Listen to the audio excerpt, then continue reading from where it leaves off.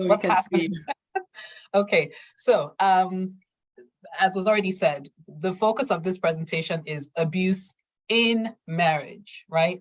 The reality is there are different kinds of relationships, any kind of domestic situation, abuse does happen. But for the purpose of this presentation, we're focusing more so on marriage for many reasons. One of them being that the stakes are higher in marriage. So the idea of what a person does with the abuse situation is unique in this context. So we'll be talking about intimate partner violence and other forms of abuse. So some statistics. I wanted to keep the statistics aspect of it light because people are from different places. So, it might not capture everybody's environment, but just in general, here in the US, 41% of women experience physical violence by an intimate partner versus 26% of men, right? And that's 1 in 7 women and 1 in 25 men that have been injured by an intimate partner. So based on those statistics, which, if you search in your area, I'm sure you'll find corroborating information that women are more so the abused than men, or at least more so reported to be abused than men. So for that reason, I will be focusing on that, a situation where women are being abused. It's not to say that men aren't abused, but for this particular presentation, we'll be focusing on women as the victims of abuse. Now, I will be using the word victim in this presentation. Some people would prefer survivor, and I don't disagree with that because I think survivor makes people feel more empowered, and really anyone who's been in like a physically abusive relationship and is still here is a survivor in that sense.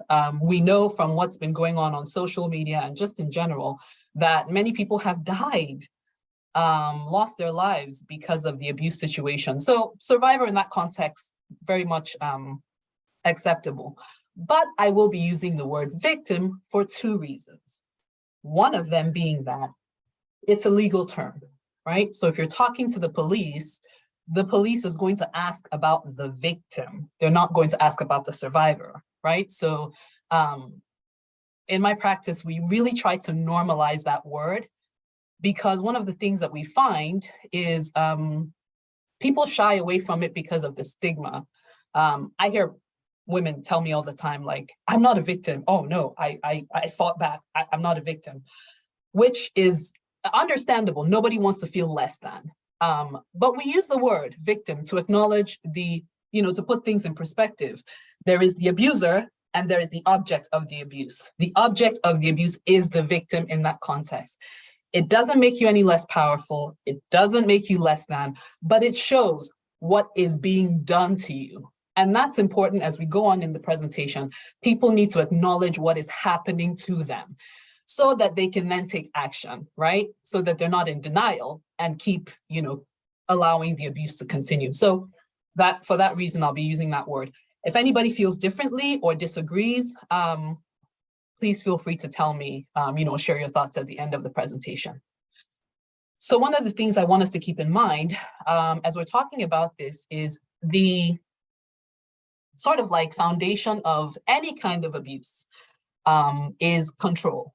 That's the key element. And so as I'm going through this presentation, I imagine people are going to be thinking about their own relationship, the relationship of a close friend or family or whomever. And as we're thinking about that and thinking about certain scenarios, keep that in mind, that control is sort of the crux of abuse in any situation. And so if you want to analyze if a situation is abusive, you have to be able to identify that control element, right? So we're going to start off with a scenario. I think this was something I picked up from a show or something. So young couple, they're on the dance floor at a wedding. They start arguing about something that happened the night before. And the guy is upset and he's, visibly upset. And he he starts getting defensive, even though he's the one at fault. And he's like, oh, what, so you're blaming me? And she's like so apologetic and begging him, please, let's just continue dancing for now. We'll talk about this later. I'm not blaming you. And he's like, oh, you're always acting like a 12-year-old. And then he storms off. She runs after him and she's begging him to come back. And so they go to a private area of the house. And, this interaction continues, and she's begging him, and he goes on and on about how it's her fault and yada, yada, yada. So then eventually he grabs her and she struggles and gets away, right? He slaps her and she falls to the floor. So a friend is watching this whole thing happen. So she runs off, goes back to the event, and tells the girl's father that she saw her boyfriend slap her. The girl walks back in, boyfriend is behind her, and everyone is surrounding her like, what happened? And she's like, oh, nothing, I fell, blah, blah, blah. And they can see the marks on her arms. And she's like, oh, no, that's, I bumped against something or whatever. And then they ask the guy, did you touch her? And he's like, oh, no, I didn't do nothing. He denies, right? So that's like the scenario here. So keep that in the back of your mind as, I'll be going on to talk about different forms of abuse, because even though you can clearly identify the physical abuse, you'll see that there are also other things that like came together to give this situation sort of this, this weight. And it causes abuse situations to continue over time. So forms of abuse, physical abuse, which really is, I would say, perhaps the easiest to substantiate and the one that everyone is usually more aware of. So, it speaks for itself. Hitting, punching, kicking, restraining someone, spitting, which I thought was interesting, because some people would argue, you just spat at someone, it's not physical abuse. But it is, in that context, it was something that was done to, again, that element of control, right? To exercise control over the other person in a physical way. Physically blocking exits. Maybe, a couple are in the middle of a fight and, one is trying to get away and, the other person is like, literally blocking them from leaving. That is physical abuse. Throwing things. Use of weapons. And by weapons, we're not just talking about the basic, like guns or knives. Anything basically that you use to harm the other person is a weapon. It could be a shoe. It could be a spoon from the kitchen, right? So physical abuse kind of just, speaks to itself in that sense. Now, emotional abuse. This is where it gets tricky. Denying responsibility for anything. And we can see how in that scenario, the guy was being emotionally abusive in that sense. And this is not something that just happens once, right? This is sort of like a pattern in the relationship, in the marriage. So placing blame on the victim, right? As in that scenario, he was blaming her for something that was clearly his fault. Now, the placing blame sometimes, an abuser will, say like directly like, oh, this was your fault. You did this, blah, blah, blah. But there is a sort of like overt way that they can, send that message across. Sometimes abusers will say things like, oh, it's because of the way that, you make me feel. That's why I did this, like, oh, I was reacting to something that you said or did, or it's just, I can't help myself when I'm around you, right? So it's sort of like, oh, this is your fault. I'm just reacting to it. Waking up to a fight, it's a pretty ordinary scenario in a marriage, right? Really, a couple could have had a fight the night before. Husband wakes up in the morning and he's still angry, so he might say things that would, show that, and the couple can, start fighting. But that's not what's happening here. Because people in abuse situations, they usually they get a sense of a certain tension that happens around their relationship. And they start to see the pattern where the other person is never happy or comfortable when they are happy or comfortable. The other person is often wanting to feed on their negative emotions and make them become angry at every point. And that satisfies them. So, for instance, woman went out with her friends the day before, and it was agreed upon. Husband was aware. She came home in time, all good. But then husband gets an attitude. And she's like, oh, well, maybe he had a bad day, whatever. They go to sleep. And then the next morning, they wake up and he starts off about some nonsense and just is trying to bait her into a fight, right? So this is sort of the pattern of emotional abuse. It's not just like an ordinary situation where someone is angry or upset. It's a pattern where you find that the other person is trying to always put you in a position where they don't want you to be happy or comfortable. They always want to stir the pot, right? Manipulation, which exists in every form of abuse, really. Lying, gaslighting. Gaslighting and manipulation go hand in hand. But the thing with gaslighting is basically it's the other person making you feel like you're crazy or making you question your reality. So it's like they find ways to make sure that you're always doubting yourself so that it gets to the point where you cannot trust your own recollection of events or your own ideas about things. So for instance, husband and wife, husband asks his wife to meet him somewhere. Oh, let's meet at 5 o'clock. She shows up at 5 o'clock and all of a sudden he's upset. Why are you late? She's like, I'm not late. You asked me to be here at 5. He's like, no, we agreed on 4 o'clock. Remember? And they'll often throw out things like that. Oh, remember? And you start to ask yourself oh, I don't remember. Maybe I forgot, right? And that just kind of snowballs into a situation where something will happen and you'll talk about it and he'll convince you that you're remembering it wrong or you're lying, right? So that's the whole process of gaslighting. Demanding perfection from your mate. Refusal to speak or acting like they're not there. So the silent treatment, which is one of those things that we all have to really think about that we're not guilty of.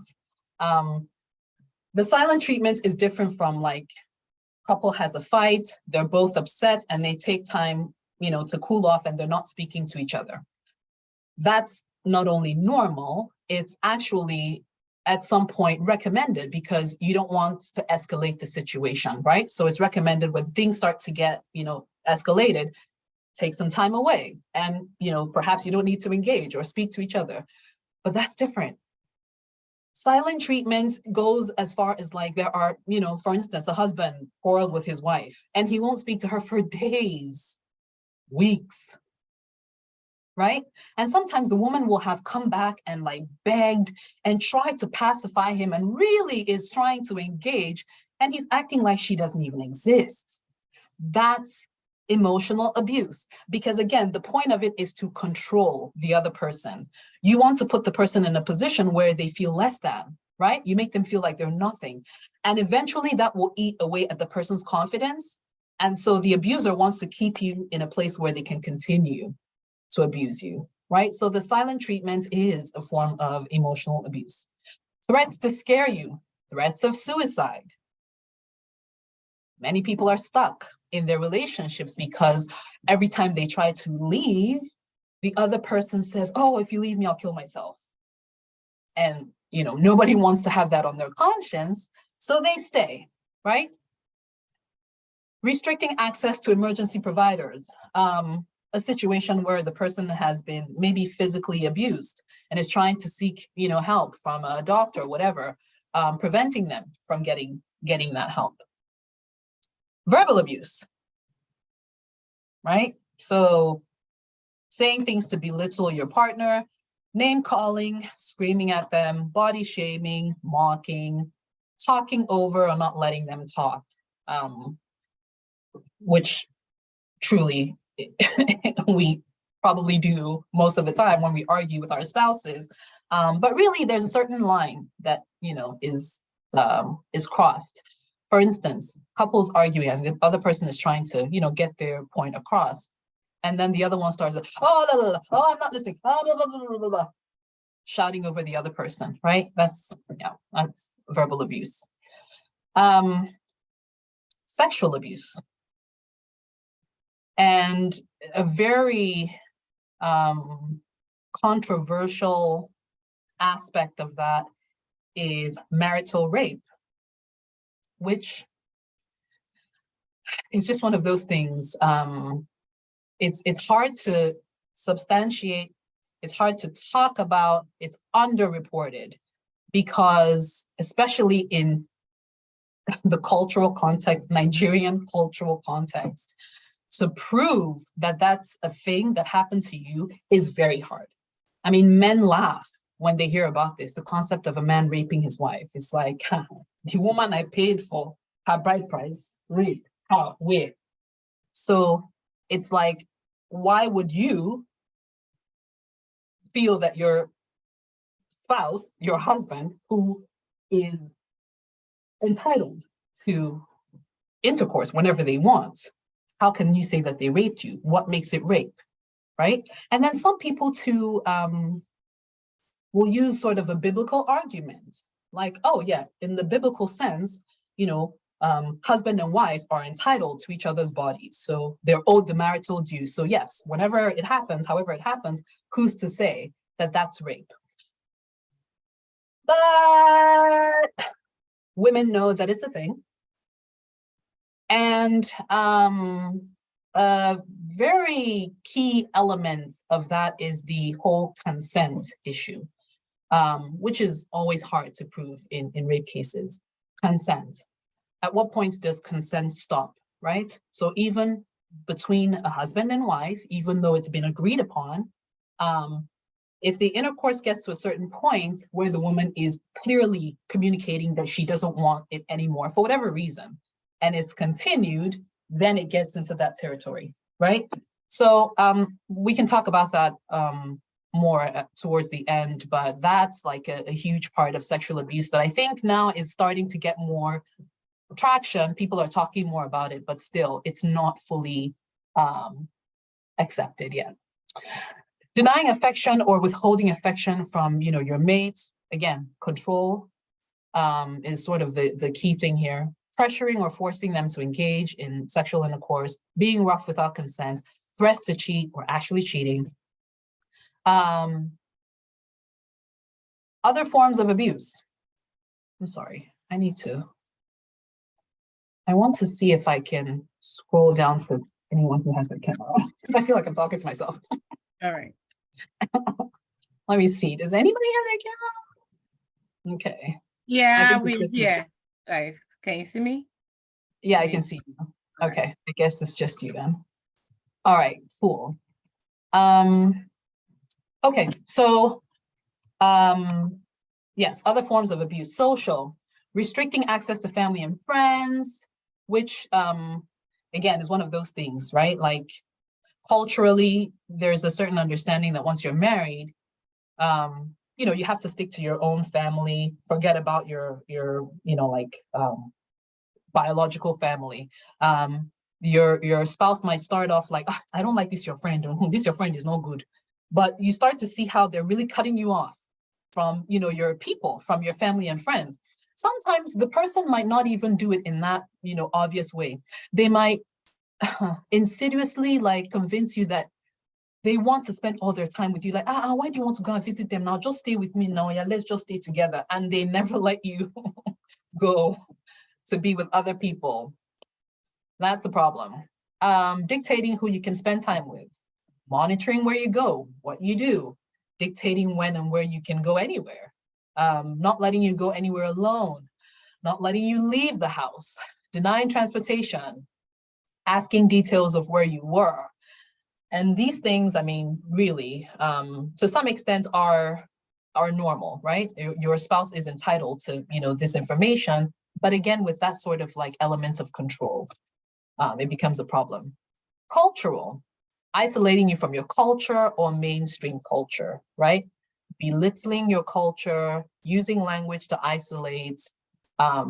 Your husband speaks a different language from you, and he always talks to his friends or his family in that language.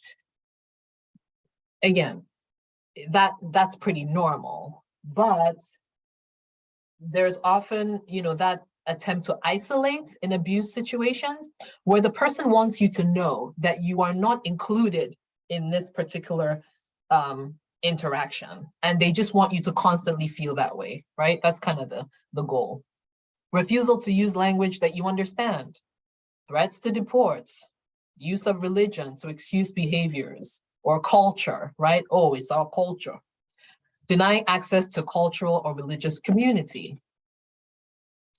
And then there's also financial abuse, limiting access to money or accounts, refusal to let you work, limiting the kind of work that you can do, making you always ask them for money, refusing to pay child support, racking up debt in your name, leaving you to deal with that, hiding their assets, dragging out legal battles to drain your finances, all that.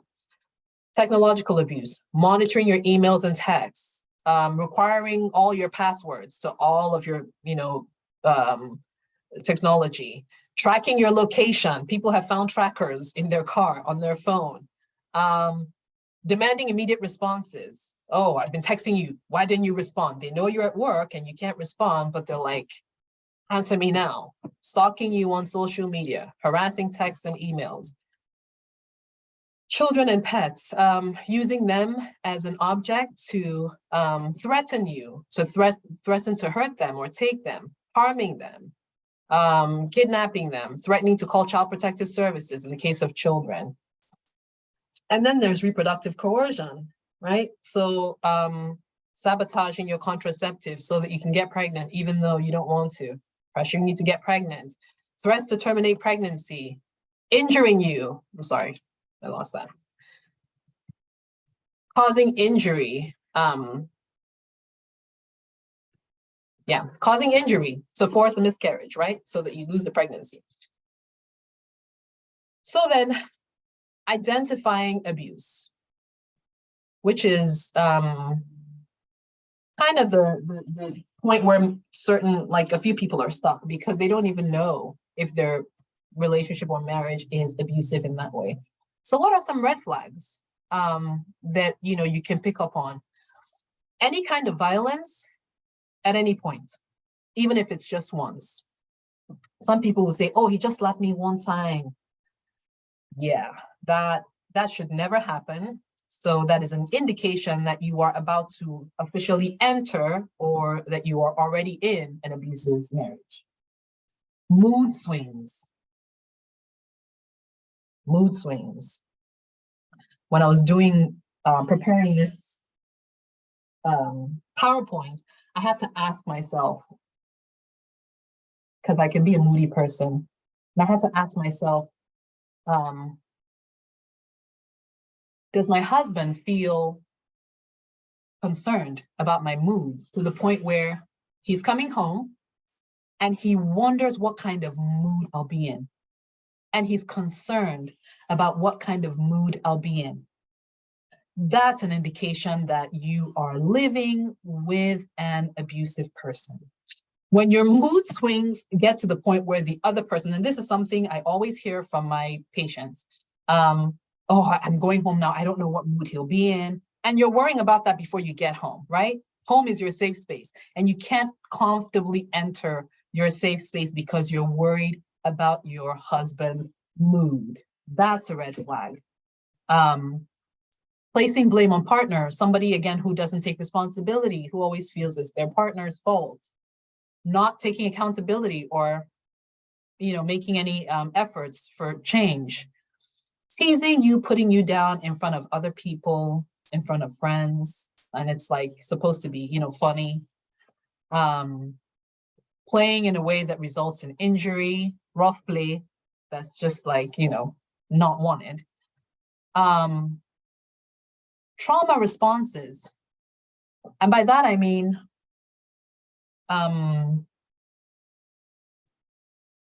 we often find people who are in physically abusive relationships respond just more extremely to certain situations, right? And that's what we know as PTSD. So that's like post-traumatic stress response. They might be in an office with a woman whose husband beats her. She might go to work and there's a male coworker and he laughs over something she said, like, ha, ha, ha. And all of a sudden she reacts to that. She runs away, or she kind of just gets like a full just change in body language. And, she's almost fearful in that position. It might look like, it's strange to see that happen, but that might be an indication that she's responding to something that is a trigger for her based on the abusive situation she's in.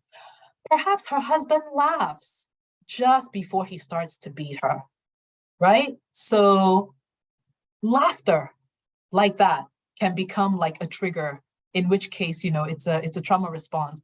So if a person starts to notice that they are reacting in this way, or their friend or loved one is reacting in this way, that's an indication that something is happening in their relationship.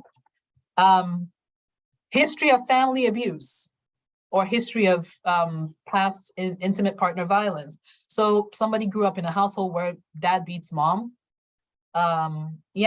They have to watch that they didn't internalize that, sort of model to believe that a man can beat a woman and it's fine. Traditional gender roles. Again, thinking in terms of Nigerian culture, some people believe it's the manly thing to do. You have to beat your wife. If she's misbehaving, you put her in her place. Some women believe that their husband needs to beat them. This is something that women actually say on social media, like, oh, it's a sign that he loves you. If he doesn't beat you, he doesn't love you. So traditional gender roles, we have to check what our framework is of a man's role and a woman's role, right? Some women are staying in abusive relationships because they believe that's just how it is. A man can do whatever he wants to his wife, and a wife is supposed to be submissive and deal with it, right? Substance use or abuse, excessive jealousy, always monitoring your phone, your texts, thinking that you're cheating on them. This one I thought was really interesting when you think about like movies that start off with a guy that's just like perfect, flawless, right? This woman meets this guy at work and he's just like, oh, he's my dream man. He's just like the perfect guy. He always turns out at the end to be an abuser. And that's just the fact that if somebody comes across as being like, too good to be true, chances are that they are. Encouraging time away from family and friends. Again, nothing wrong with wanting to spend time with you or wanting you to take time away. But when a person is sort of like drawing you away from family and friends, that's a red flag. Pressure to take care of or be responsible for them in every way. Their needs come before yours. Poor relationships with family. How do they interact with their family members? Little to no genuine peer relationships. Because the thing with abusers is they can be they try to isolate their victim, but they themselves can also be quite isolated because they don't really want people to see who they are. And if their family situation, their biological family was a turbulent one, perhaps that's where they learn to be abusive. And so that relationship just continues in that sort of abusive way. Rigid boundaries with information shared, right? The person is so particular about, oh, why did you tell your friend that? Why are you talking about our family affairs? Do they need to know that? Who are you talking to? But they also don't They expect porous boundaries from others. They don't want other people to keep information from them, right? So that's just kind of how it goes. Any feelings of fear towards your partner or uneasiness? Again, if a person is coming home to their spouse, you shouldn't be feeling like there's a dark cloud following you. That's not a good sign. Any feelings of needing to people please or to please your partner all the time, to keep them happy, you're constantly walking on eggshells. Again, we're talking about identifying abuse, right? So it's hard sometimes to identify what is an abusive relationship, but these things are often signs that there is something happening there. So dealing with abuse. Now, the first thing that we expect people in abusive relationships, marriages, to do, and I'm talking about like physically abusive, right? Relationships where there is like physical abuse. The woman is getting beaten to the point where she ends up in the hospital. The first thing we expect them to do is to leave. But we'll get into that. That might not be, their reality. So if a person decides to stay in that relationship, what can they do? The impact on mental health, with abuse is all kinds of physical and medical issues. People have PTSD, depression, anxiety, panic attacks, eating disorders. Excuse me. So a person in an abusive marriage has to deal with those symptoms, and sometimes you can see it as the person who is looking from the outside. You can see that something is up when you identify those things. Difficulty in future relationships, that's always a reality. People in abusive marriages, if they manage to leave that marriage and go on to another relationship, either of two things typically happens.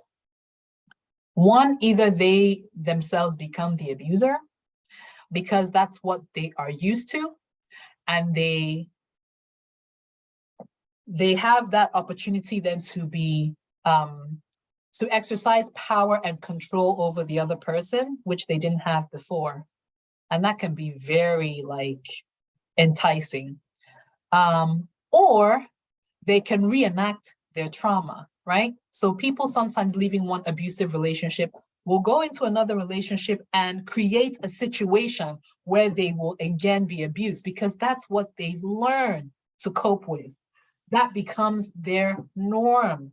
They're normal. So they just have to have that situation so that they can feel like they understand what is happening. And that's a sad reality for people that are dealing with abuse. Low self-esteem, feeling guilty, self-blame. Usually the victim takes on the responsibility. They feel like it's their fault. And it can really take away their sense of self to the point where they really don't know who they are outside of that abusive marriage. Hypervigilance, fear, paranoia, safety intrusions. So again, the reality of it is people who are used to being, physically attacked by their spouse, they learn to react to any kind of outside, to noises, to people, to events in a way that is extreme. And they become very fearful of other people. They might become mistrusting, which, is understandable, given what they've been through. And then also we see difficulty with social cues, verbal and nonverbal. So like the example I was giving about the person at work who is triggered by a male coworker laughing, right? So sometimes simple social cues, somebody smiling, somebody laughing, might be a trigger for that person because perhaps that's what their husband would do before he beats them. So they make that association, right? That if they hear a certain laugh, it means the person is about to descend on them. Suicidal thoughts, suicide attempts, self-injurious behaviors. I was thinking of the high-profile case of the man called IVD and his wife Bimbo, that ended up in her dying. Whether or not this is true, the story was that she lit herself on fire. I mean, just that kind of extreme response happens to people in abusive relationships. Fantasies of homicide, killing the person, revenge, justice, substance use and abuse, somatic symptoms. Some people are living with medical issues that really don't have a medical reason. And it's just a manifestation of the trauma that they've been through in their abusive relationship. They might get stomach aches, muscle pain, just all kinds of somatic symptoms that are manifesting in their body, but there isn't any actual medical explanation as to why. Difficulty with intimacy, touch. So a person who experiences sexual abuse in their marriage, if they go on to another relationship, and even in that relationship, they can struggle with intimacy. They don't have a good association with that. So this is a big question. Why do people stay? That's like the hot topic on social media. Everyone is arguing back and forth. Why do people stay? Why is it difficult to leave? And we're talking specifically, I mean, any kind of abuse, but more so like the physical abuse, right? Sometimes to the point where the person's life is literally in danger. Sometimes abusers take breaks, right? They try to create a period of rest so that it seems like it's not a pattern, right? So some victims are left to sort of evaluate, well, is this really abuse because, it was just that one time 2 months ago, and then recently just yesterday. So yeah, I hope they'll stop. Maybe it just happened by accident, right? So the abuse is not constant. So it feels like it's not that serious. So why leave? You can stay. Fear. Fear is huge for victims not leaving the abusive marriage. Fear is huge. Statistically, and this was something I found at some point in the statistics, that there's a high number of abusers who actually will hunt down and kill the person that leaves them. So if somebody is afraid to leave an abusive relationship because they're afraid of what the person will do, it's a valid fear. Abusers are often triggered by a person actually leaving them. And sometimes once you've left the relationship, they no longer have anything to lose. So they can go to the extreme and harm the person. So that fear is valid. And fear of, what's going to happen outside of the relationship? Can they survive on their own? Will other people welcome them? There's so many things to be afraid of that can keep people stuck. Children and pets. So if you have children with this person, leaving is complicated. It's like, okay, now you're in a divided family. Do you want to do that? And, all those questions that come up for people. Financial barriers. Many women are stuck because they don't have their own resources. So they depend on the man. So they'll stay because at least the man is taking care of their financial needs. They don't feel like they can leave because they literally cannot stand on their own 2 feet. Loves her partner, right? Victims of abuse often will still have some kind of affection towards their partner because the person more than likely didn't start that way, right? So they believe that he's still in there somewhere. Maybe he's just going through a phase. Maybe this will stop. And here's a tricky thing. Often victims will defend the abuser from family and friends.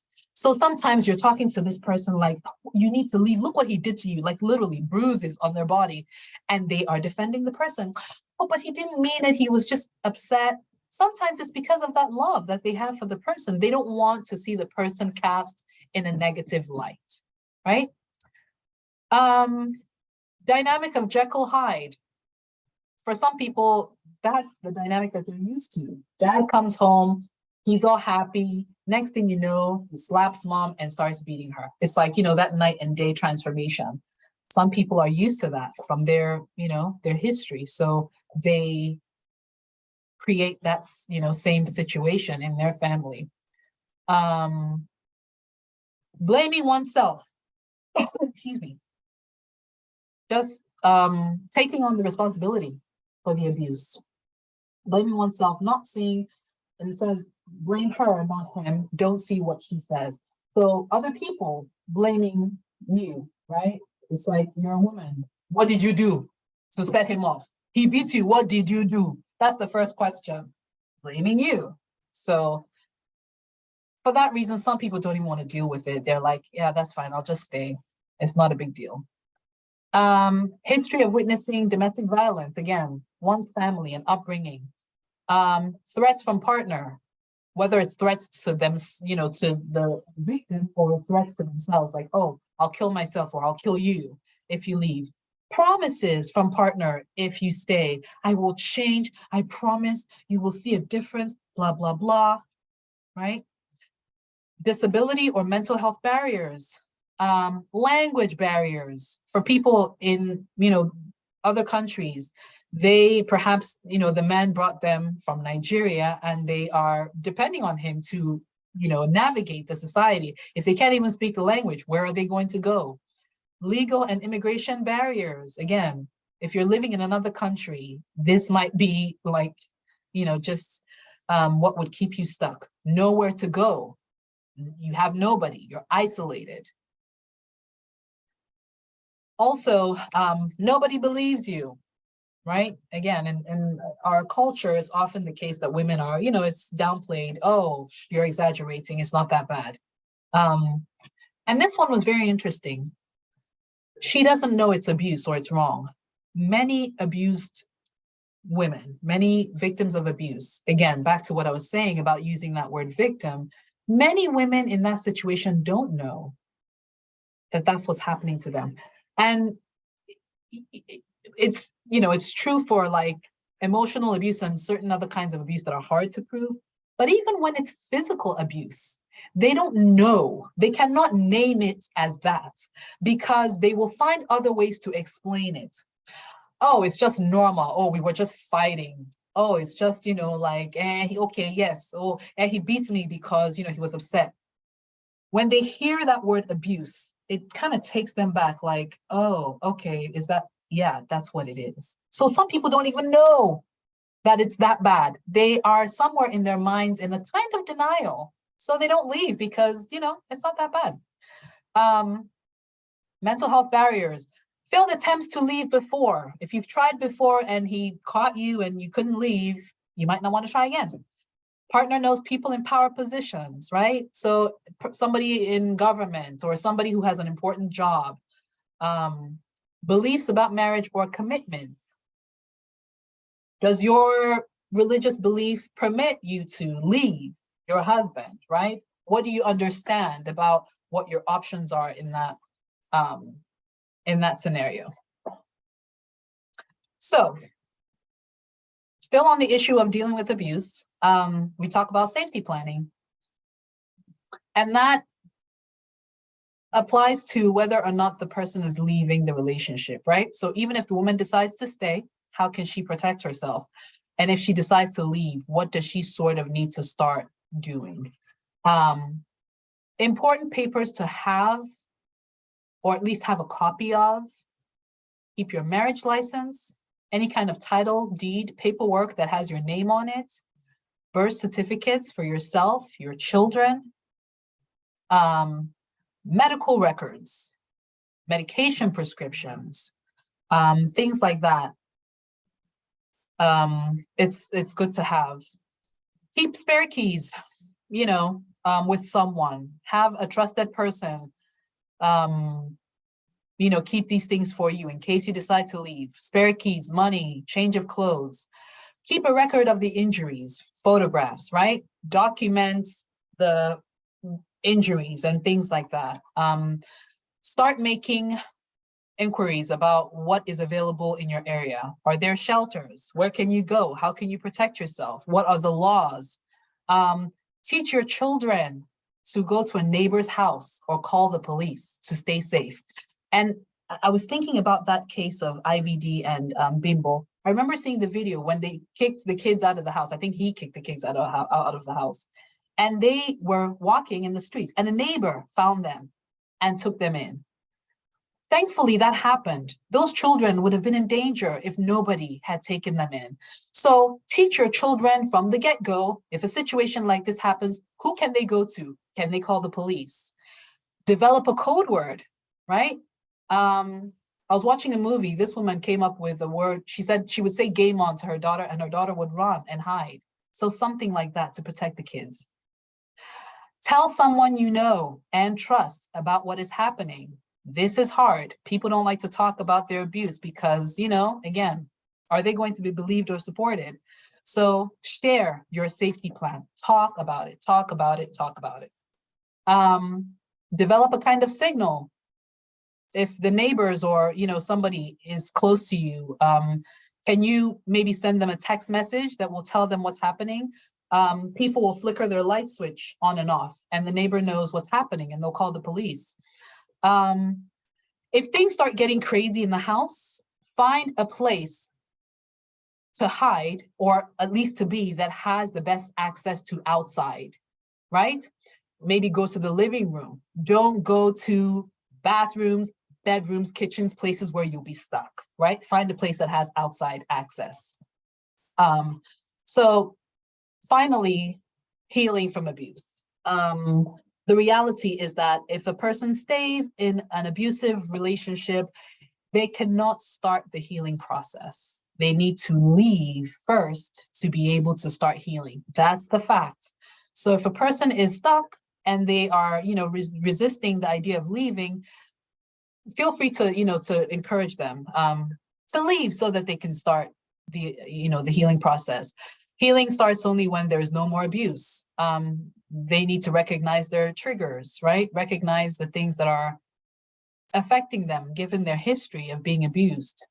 Again, it's normal for a person to defend their abuser. So sometimes they need to sort of get out of that mindset, right? And realize that they were abused. The person did something wrong. It's not your fault. They need that constant messaging. They need to know they're not alone. People need to, rally around them and support them and be supportive, not bash them or make them feel bad, whether they stay or leave. They need to feel empowered. They need to start rebuilding their self-esteem. They need to start getting back to the things that they enjoyed, back to the people that were, their people. Managing triggers by processing. This is where we recommend therapy, if it's available and if it's something that a person wants to try. In therapy, you can really process what's happened, you can process your triggers, and you can learn how to cope with them. Range of reactions. When a person has dealt with abuse, again, when they go on to other relationships, they will have different kinds of response, different kinds of reactions because of what's happened to them. So they need to redefine themselves. They need to find themselves again, need to sort of rewrite their own story in a way that allows them to feel empowered. And then reestablishing trust and a sense of security, making connections, right? So what you were saying, Mary, about community, building that community, having your village, having people that you can go to refresh yourself, people that will help build you back up. So that whether or not you end up in another abusive relationship, you can start to feel whole again as a person. So that's it. I don't know if anyone has any questions, comments, anything. Wow, wow, wow, wow, wow, wow, wow. Wow. Thank you so much, Yvette. Thank you so much, Yvette. That is such a concise, like, yes, Chichi says, fantastic presentation, such an important topic.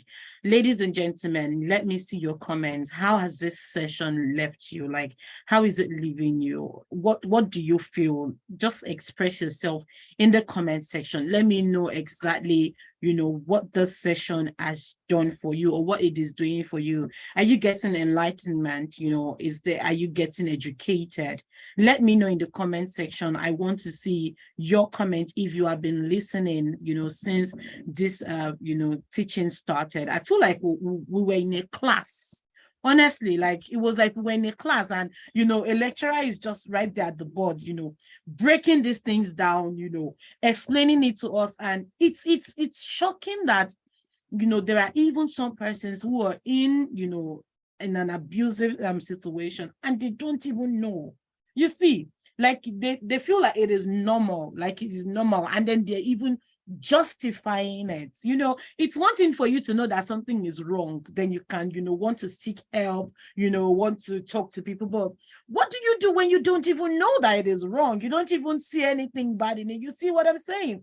So this is such a concise and loaded presentation. Yes, Dorcas says it was an expository presentation. Charity says awesome. Thank you. I see your comment. Balanle says loaded. Well done, ma.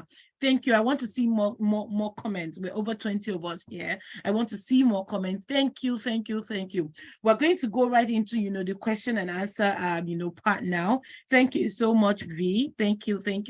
I see that, we've got a lot of people here and people were definitely listening. Thank you. Mrs. Debbie, do you want to say something? Okay, all right. So we're going to go right into, the question and answer now, so that we've got lots of questions.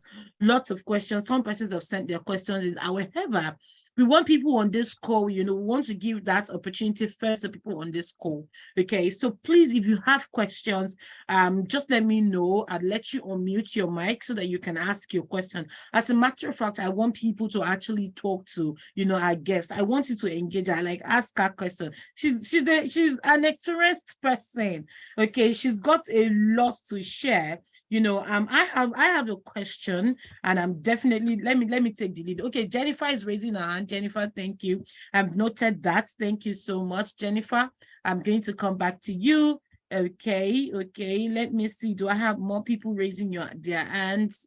Okay. Let me just let Jennifer ask a question. Jennifer, please, over to you. You can kindly unmute your mic and then go ahead. Dorcas, okay. I've noted you also.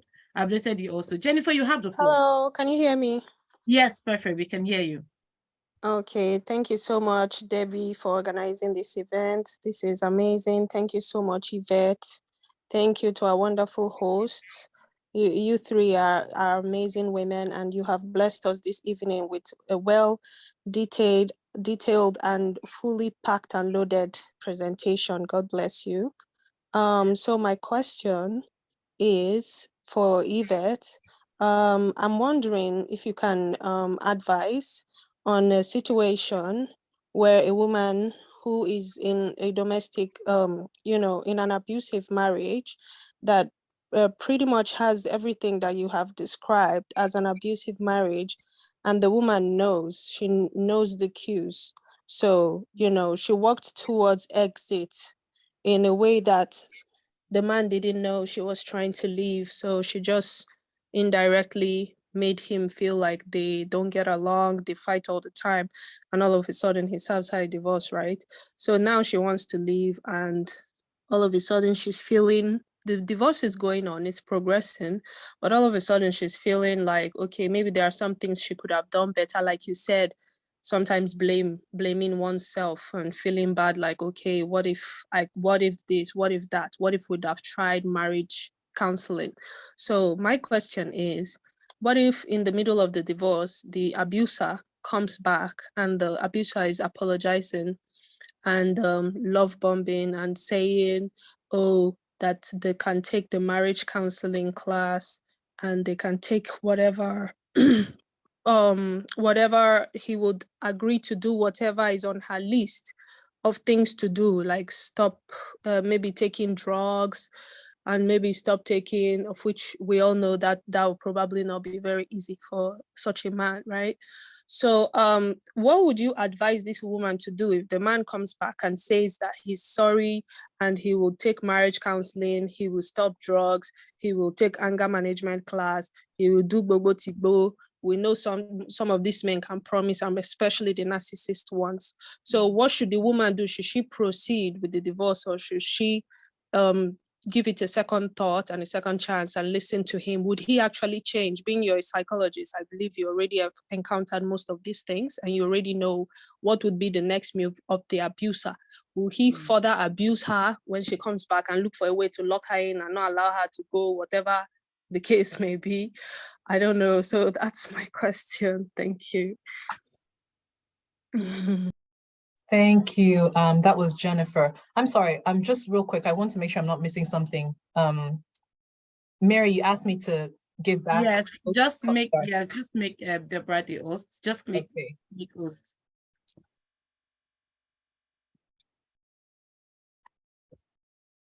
Make host. Yes, thank Good? you. All right. Perfect. Awesome. So Jennifer, when you were talking, before you even said this, my mind was already going to like sort of the progression of these things. When you said the love bombing, I was like, ooh, the love bombing. So I didn't get into this because I wanted to keep this presentation short, but there is a cycle of abuse, right? And like anything that has a cycle, it sort of just like follows that typical, like progression. There is always, in every abuse situation, there is always a honeymoon phase. Always. If the honeymoon phase didn't exist, people would leave because it's like, this is crap. I'm not taking this out. But the abuser has to come back to you and lure you back into a sense of security. That's what they do. They have to restore your sense of security for a time. And when you let your guard down, things go back to the way they were. In this scenario, Jennifer, you mentioned a couple of really hard things. If drugs are involved, honestly, I've done addiction work. Change is very hard. Very hard. Think about your own self, right? People always have New Year resolutions. I will do this, I will change, I'll do that. By the end of the year, how much of that have you actually done? I convinced myself last week I would stay away from sugar. You don't even want to know how many cookies I ended up eating. Whoa. Change is hard. And in romantic relationships, there are so many dynamics. So to change the internal foundation of yourself, to not abuse someone, let the person do that change on their own. They need the space and time to do that change. So one of the things that I also didn't get into, because of time is, so the abuse is very complex and relationships are complex, and people will do, different things within their own relationship. Some people, the first time that something has happened, right? The first time the man lays a hand on them, will set boundaries. Think about it. You've heard stories of a woman that her husband slapped her once. By the time she finished with him, he never tried it again. Yeah? That man in another relationship might go on to continue to beat his wife, but he'll stop beating this woman. Why? She set boundaries. And he understood the boundaries, like, oh, if I beat her, this is what's going to happen. He might try again just to be sure. He'll try it and she will show him again. And he's like, oh, okay, she's not going to let this happen. So in that case, change is more likely because there are consequences. If a person doesn't know there are consequences, they will continue to do the same thing. So often this whole thing of coming back and love bombing, it's a trap. But here's the tricky thing. The person that's doing it, the abuser, might actually have good intentions. They might believe that they actually will not harm you again. But the thing about behaviors is, when it's deeply rooted in a person, like this is who you've been, you need more than just that, right? Than remorse. You need more than remorse. Yes, remorse is not enough. Remorse is not enough. So if you had in your relationship, and she mentioned about regret and, yeah, we're humans, right? We have a conscience. We have a responsibility to evaluate every situation, because remember I said, in doing this presentation, I had to check myself and see how I interact with my husband. We don't want to believe that any of us could be abusers, but we might be engaging in abusive behaviors in our relationships, right? That's the truth. So any one of us has the responsibility to do that self-reflection and see, oh, could I have done something better? Could I have done something different? But the reality is that the abuser always has the responsibility. Doesn't matter what you do, they don't have to beat you. He made that decision. That's his choice. So let him take ownership of that. Let him deal with that. Let him fix himself. You're walking away from the marriage. What evidence is there that you can actually come back and things will be different, right? Like, where is the evidence? Is it based on what he's saying? Have you actually seen changes in his behavior? These are sort of the things you have to think about. But if you give into the love bombing, it's a cycle. It'll continue. I don't know if that answers your question, but to me, that's like a big, there's so many things. Thanks a lot. Thank you so much, Yvette. Thank you. So take the next question now. Onyi, your hand is up. So kindly unmute. After Onyi, then we'll go to Loretta. Thank you so much. I love the fact that people are expressing, asking questions that are very, very relevant to this conversation. Over to you, guys. Yeah, sorry, I had one question before, but from hearing you talk, I think I don't have another question. It's okay. I have so many questions. Well, first of all, I'm thinking like in Nigeria, for example, the average person, what you're talking about, like how people can heal. The average person cannot really afford therapy. And then what else do you think, how else do you think someone can heal from abuse the cheapest way possible? All right, is that the only question?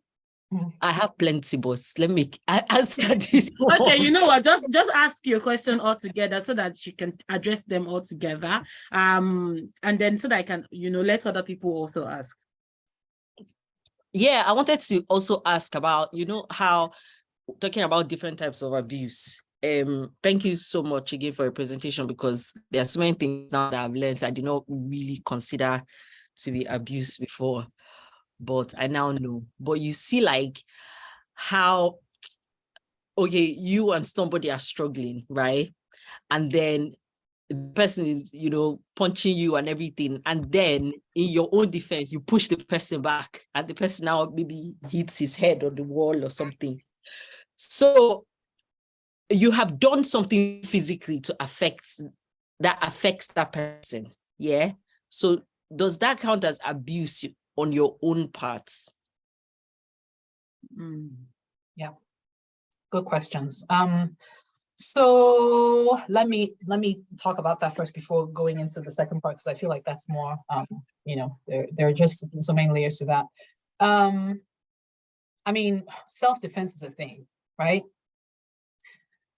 It's tricky because, again, like I said earlier, I welcome everyone to do some self-examination to see what their own patterns are, right? Are you the kind of person who will be in a relationship and will put your hands on your partner when being provoked, like ordinarily on your own, like as the aggressor? If anything happens physically in a struggle when somebody is beating you and you are defending yourself, that doesn't make you an abuser. That's self-defense. And the reality of it is, we see this in the movies all the time, which is why, ideally we shouldn't even allow physical altercations to get, like for it to escalate to that level, but it can. man is beating the woman and she's trying to defend herself. She, accidentally like hits him. He falls and dies somehow. I mean, the law has its own way of dealing with that too, right? But it takes into account what was the situation? How did it get to this point? That's self-defense.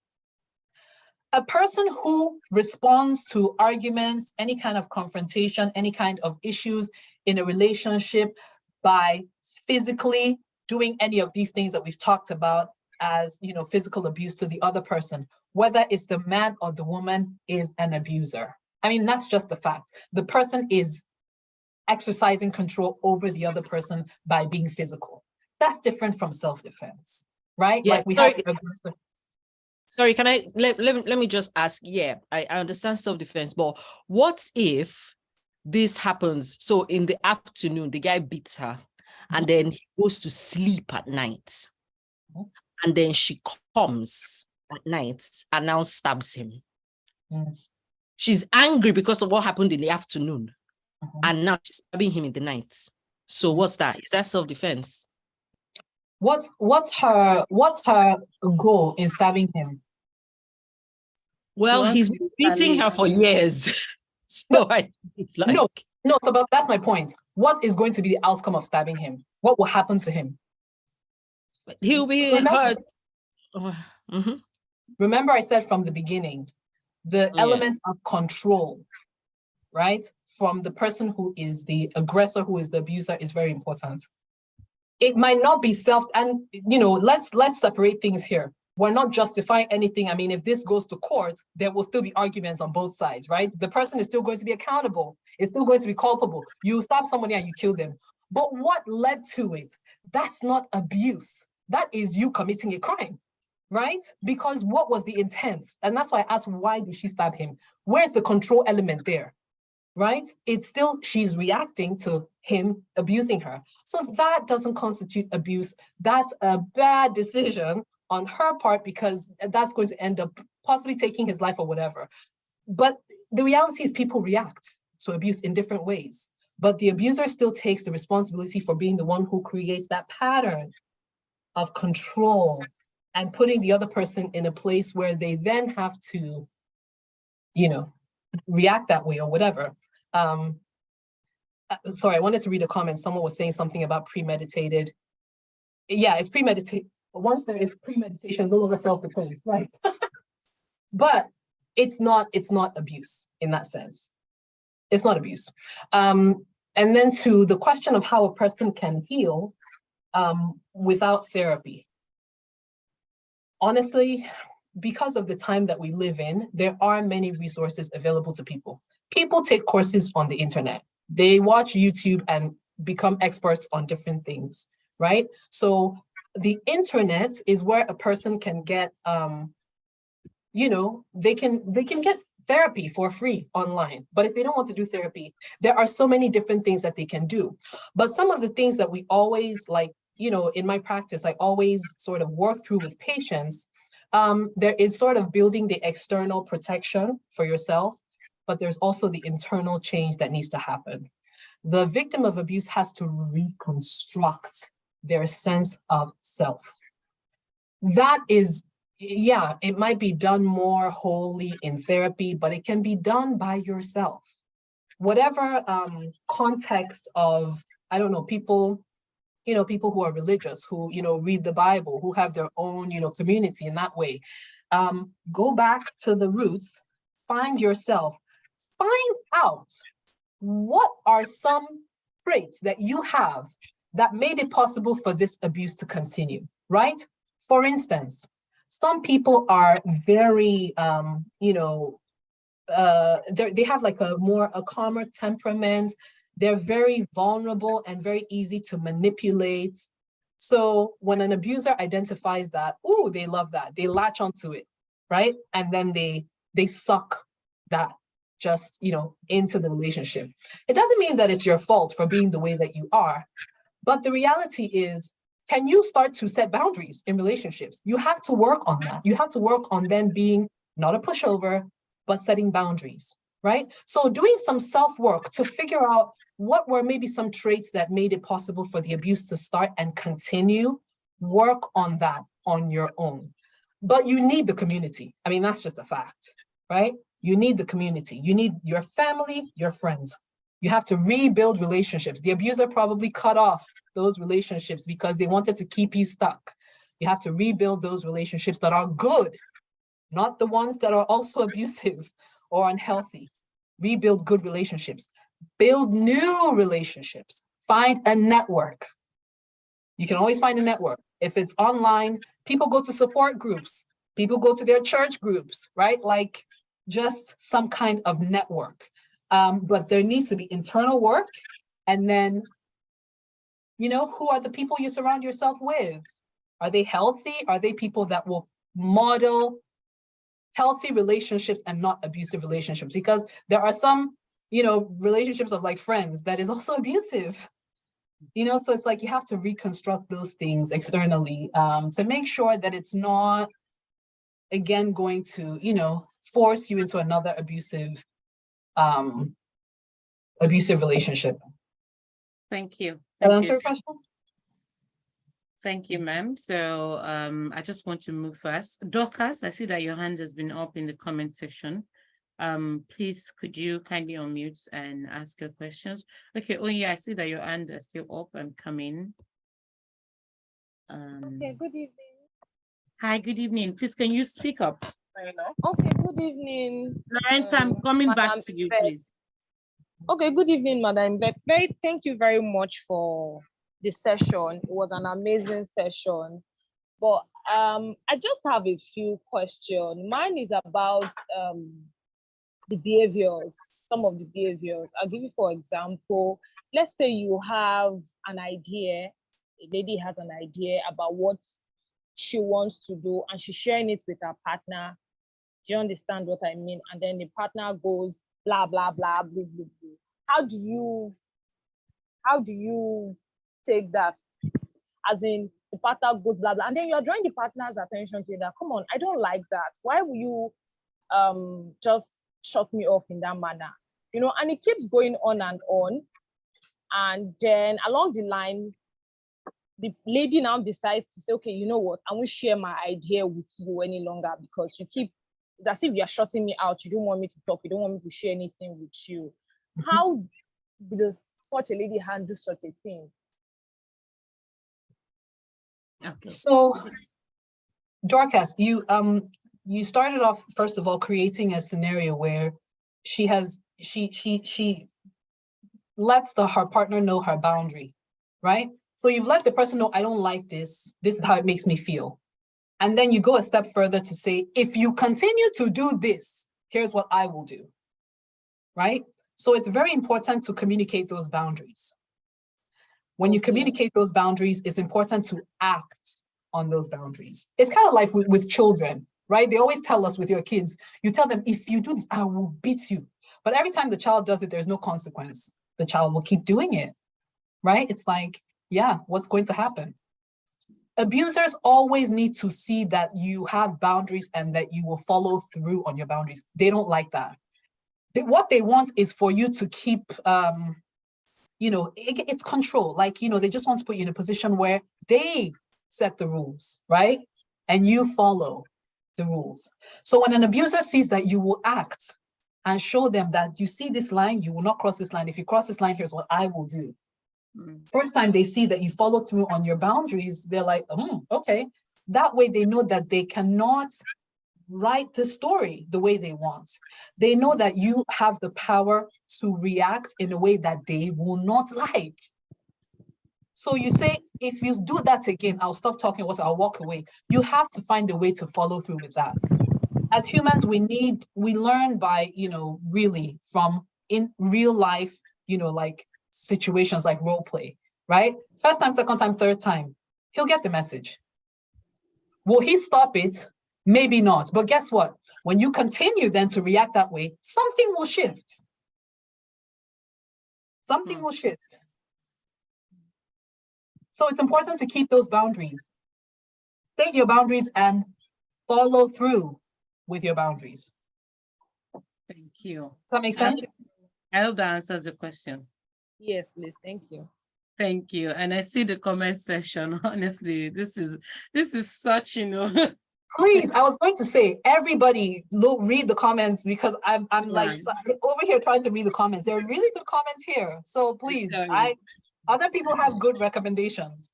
The comment section is interesting. So we've got a comment, from the previous question, who says that to people who do not have access to the internet, I found out that talking to a trusted person, and who is willing to listen helps a lot. Talking and not internalizing a situation is a good way to heal. Emphasis on trusted person, please.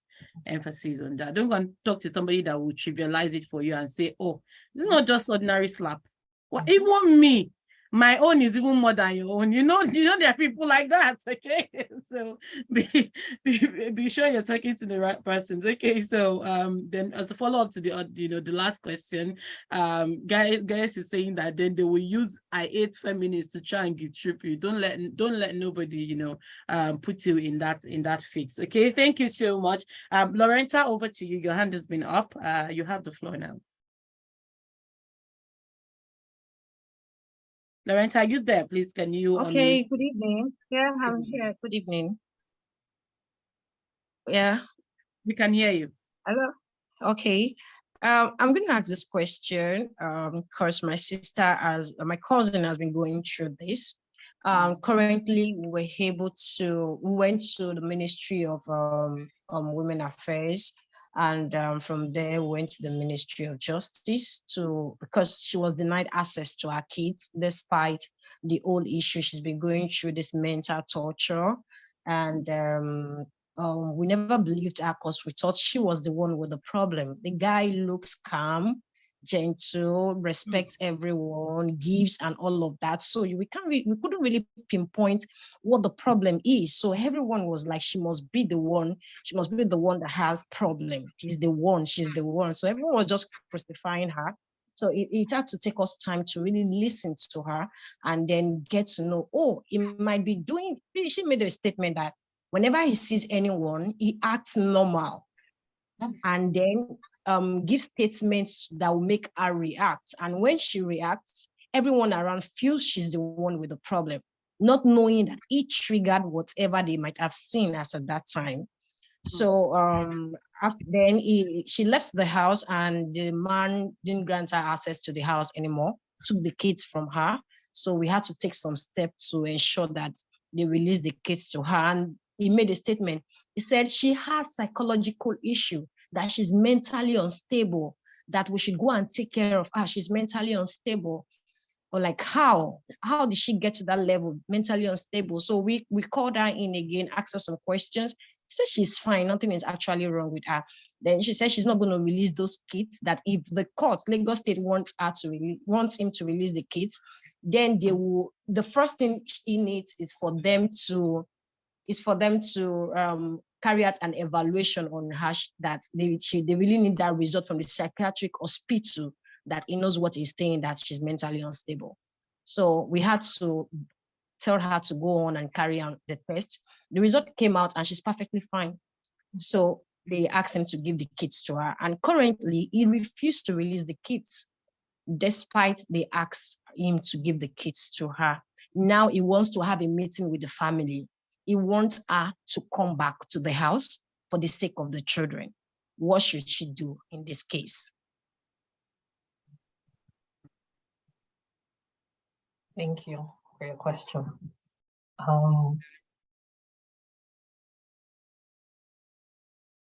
So I'll start off first by saying, in my practice, I never ask a patient to leave their relationship. It is not ethically appropriate for me to make that recommendation, right? And say, leave, you need to leave. Even if there is physical danger. What I can do is reflect the facts to you, reflect the dangers, and then try to get you to arrive at your own decision, right? Deep down inside, I'm thinking you need to leave.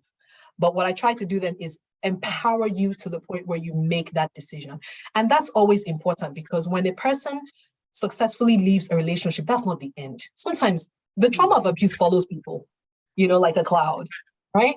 So one thing we try to do is we want them at every point to feel like they are in control of their own actions, right? They still have power.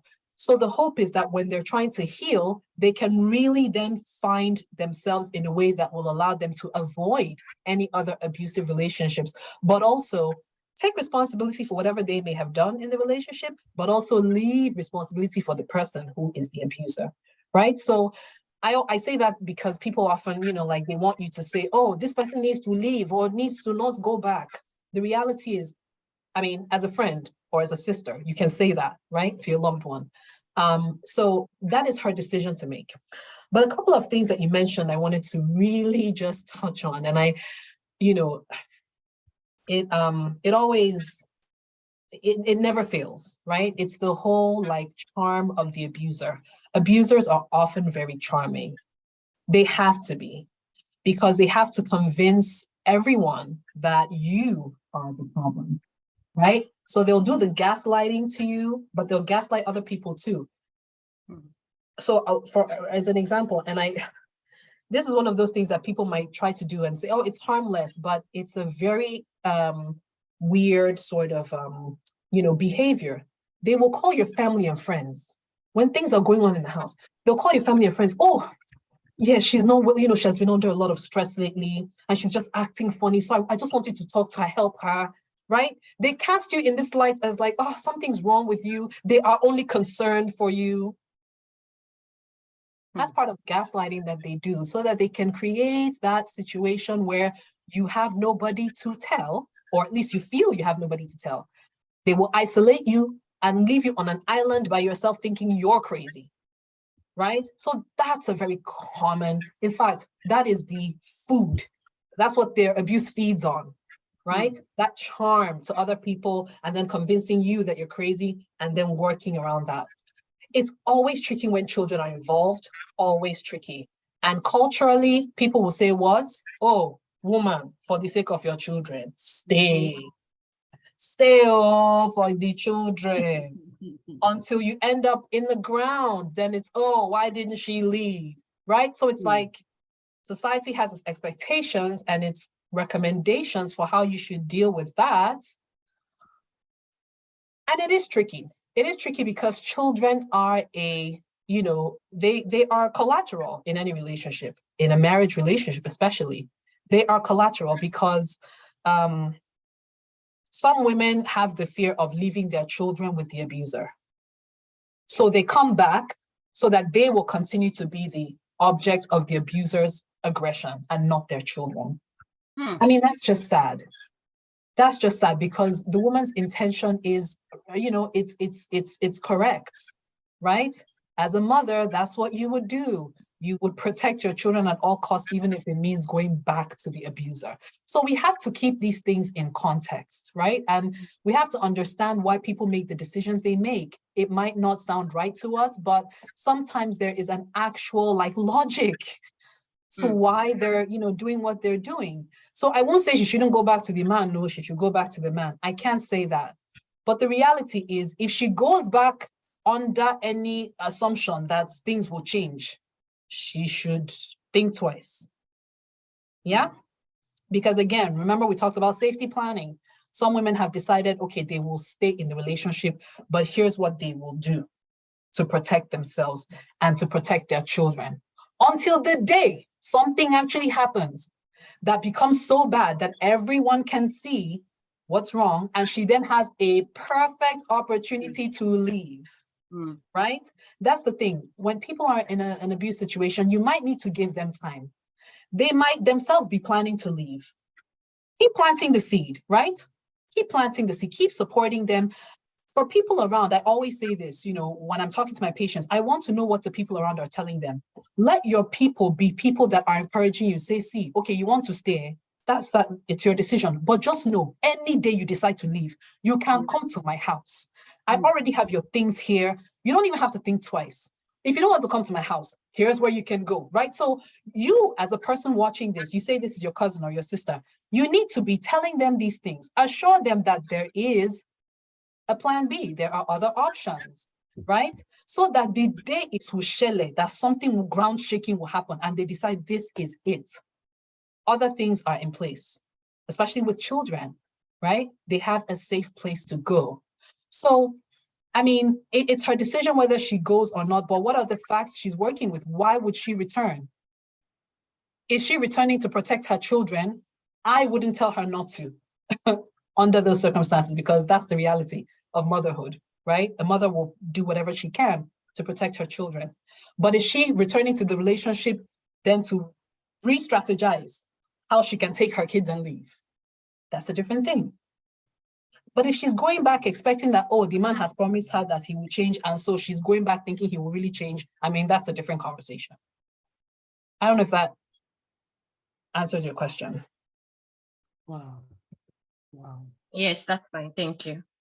Thank you so much, Yvette. Thank you. Thank you. Wow. Wow. Wow. Only your hands are up. Okay, V, I'm coming to you. Only you want to say something?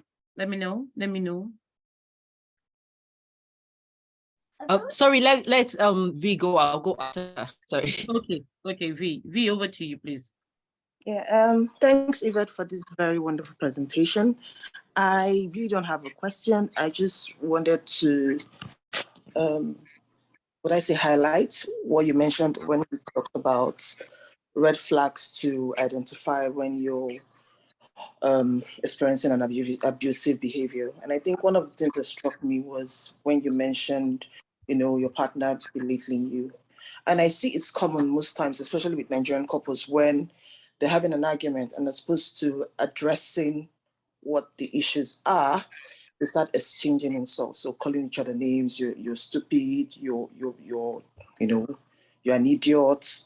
I feel like the minute you realize that you guys are deviating from what the issue is and are beginning to insult yourselves, I think that's one thing that most couples should actually, nip in the bud from the get-go, because it could escalate, and it's also something that could, lead to people raising their hands and hitting each other. But yeah, it's something that struck me when you were talking. And I was like, I don't see the reason why couples should actually, especially when they say they're in love, should insult themselves as opposed to address the issues. And I think it's because most times we grew up in an environment where we see our parents, are very quick to even insult their children and say useless child, stupid child, insult their husbands, insult their wives. So they think it's normal, but it's actually not normal.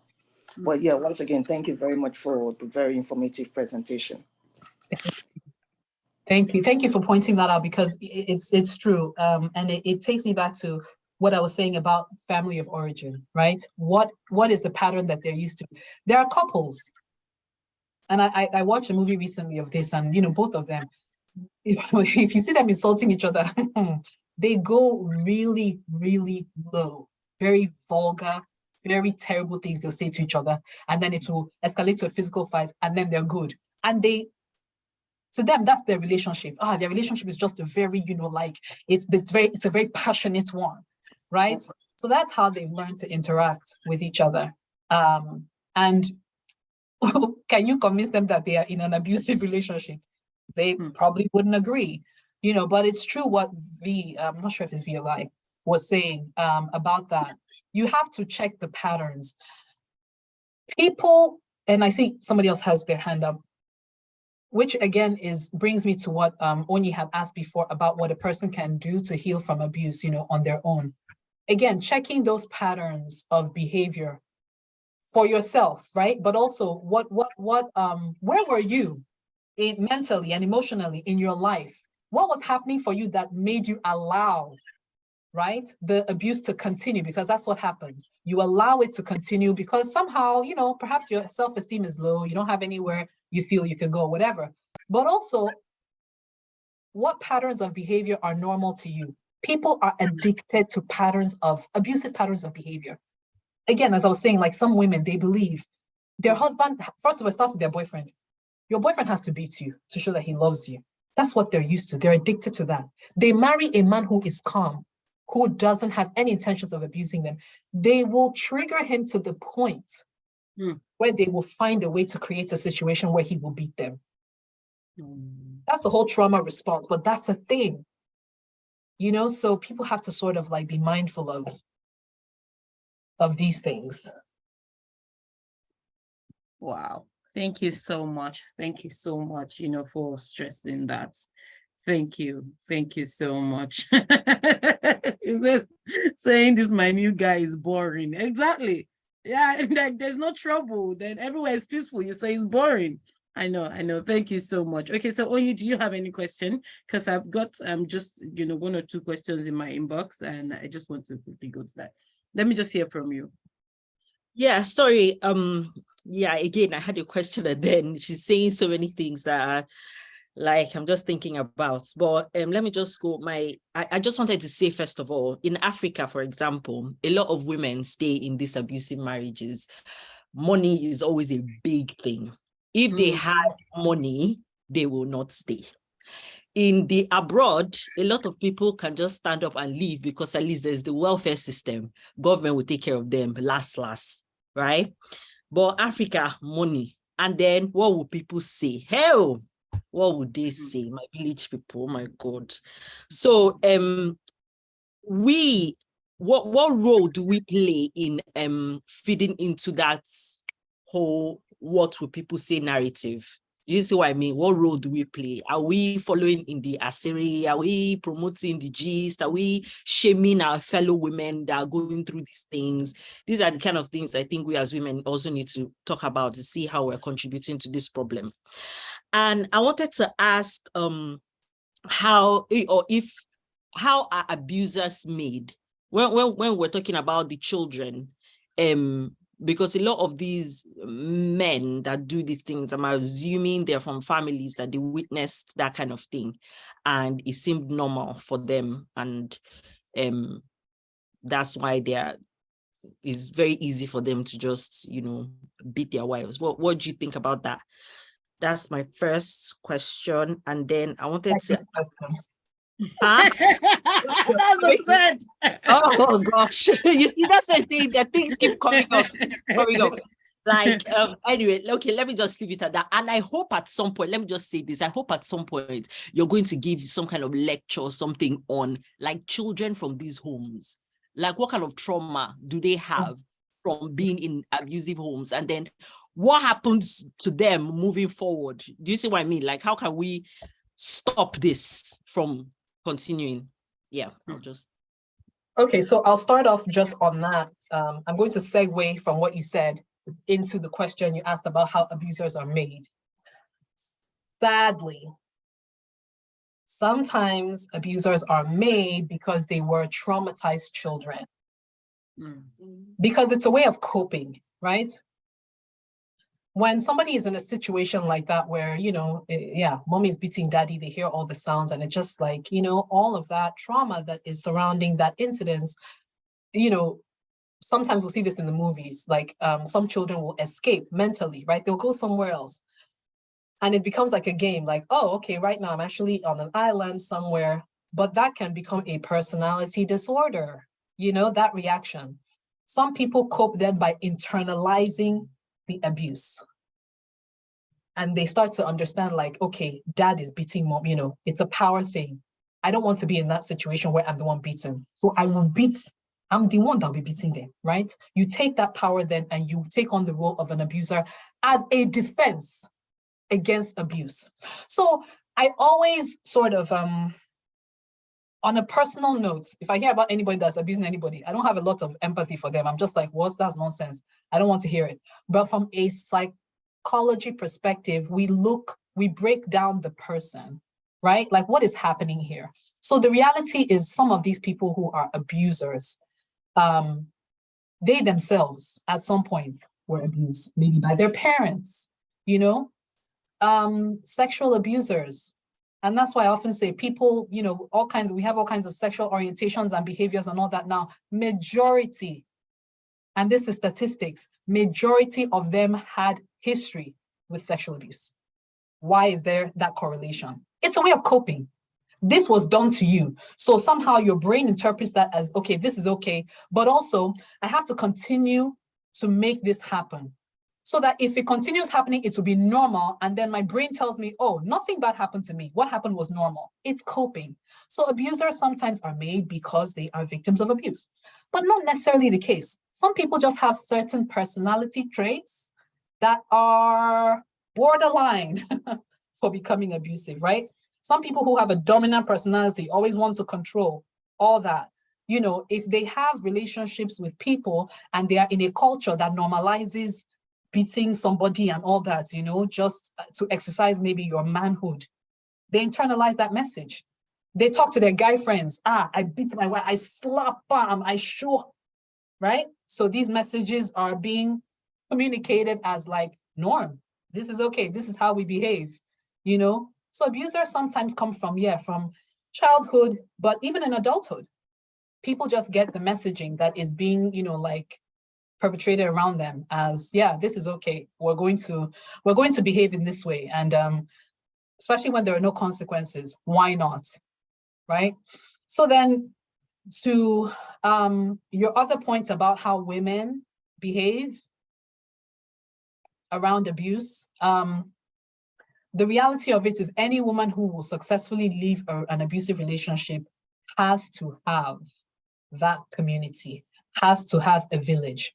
And maybe not even a village, right? Even if it's one person, one voice. Because what happens, as I was saying before, is if you're looking at someone who is in an abusive relationship and they're not leaving, and like literally, you know they are going to die if they stay in that, and you're begging them, trying to pull them out, and they're not making any move. Keep doing what you're doing, right? Keep encouraging them, keep giving them the facts of the situation. Keep telling them the reality because they might not be seeing the reality. Keep letting them know. He beat you with a machete or a cutlass. The next one, he will use it and cut you. Like, I mean, sometimes people don't really think in terms of those realities, but you as the person who is supporting them, tell them the reality of their situation. But here's something that's very important, and I think this is sometimes what is missing. The approach. The approach. Sometimes women are not listening to their friends, their family, their loved ones who are encouraging them to leave because the way those people are communicating that thing to them sounds abusive. So they resist. And when they resist, they will resist very strongly because they don't have the power to resist the person that is abusing them, but they can resist you. So they will resist you to the end. Even if they know what you're saying is true. They're like, no, this is my power now, so I will not listen to you. Come and carry me.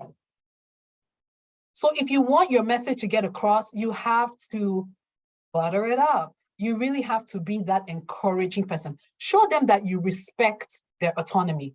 Let them know that the ball is in their court, but let them know that they can do what needs to be done. Encourage them. Let them know that truly, if they do this, they will have your support. But not only that, their power will come out. You know, they will see that truly they are not the worthless person that the abuser has showed them that they are. They will see who they are as a woman. So our approach as women around talking about abuse, we shouldn't mock. We shouldn't turn it into fodder for, gossip. I mean, I say that, and yes, I know we're going to do it. I mean, right? Sometimes it's gist, hey, did you hear? But don't let the person hear it. Don't say it to the person's hearing. Don't say things that will be damaging to the person's self-esteem or to them actually seeing the reality of their situation, right? Be encouraging, be supportive, validate. Let them know that even if the person is telling them they are crazy, they are not crazy. Yeah? Let them know that you see what's happening. And that if they tell other people, reasonable people will see what's happening. If they take it to court, the courts can present evidence to support them. So it's sort of like something we have to take responsibility for, the way that we approach people to talk about these things. Don't bully them into leaving. Don't do that. Oh, are you mad? So you want to stay? Your children, if anything happens to those children, it is your fault. No, that's not effective. That's not effective. So we have to watch the way that we're talking about these things and the way that we try to support people.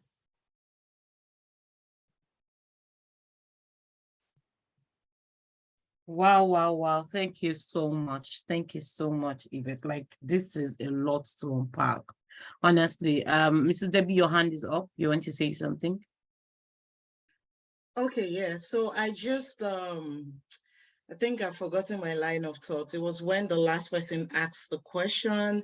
And I just want to talk about the part where she mentioned that, you know, we also add to the problem. And I think Yvette has answered that. We need to try as much as possible to, you know, support one another. If someone is coming to you to share their trouble in marriage or the abuse they are facing, what's your approach to that? Like she already said. So I don't want to repeat that, but I also want to talk about an aspect that we haven't spoken about. The last person who asked the question touched on it a bit, and is the financial aspect of things. I know that finances is a factor, like a big factor when you are being abused, especially in Nigeria. And that's why it's also very important we touch on financial liberation. I'm not saying when I talk about financial liberation, you should have your own money. This is a big thing. This is an issue. This is the major reason why people stay in marriage. I have nothing to fall back on. I don't know what my kids will eat. I don't know where to go. I don't have an accommodation. What am I going to do with my life? At least it's beating me, but it's taking care of my kids. It's beating me, but my kids are in good schools. It's beating me, but this, but that. And then till it beats you to death one day, and somebody, another woman will be the one taking care of your kids and will start beating your kids. So it's not about what is you are gaining from the relationship at the moment. It's more about, okay, someone is saying men have stopped abusing their, you know, wives because the woman now has their money. Believe you me, some abuse are from the place of frustration because you have placed a lot of burden, financial burden upon this man. They look at you like you are just a liability to me. I take care of you. I take care of your kids. I will now even take care of your extended family members. I will take care of myself. I'll take care of my own siblings. Please, what is this marriage for? So they are angry. They lash out on you. Get some. And I'm telling you, finances, self-esteem. Some of us don't even know our words. So what do you, in a situation where you don't know your words, you can only dictate, or how do I put this? The way someone else will treat you, not just your wife, someone else, your friend, your friends at work, your colleagues, they will treat you, the standard you set for yourself is what they will follow.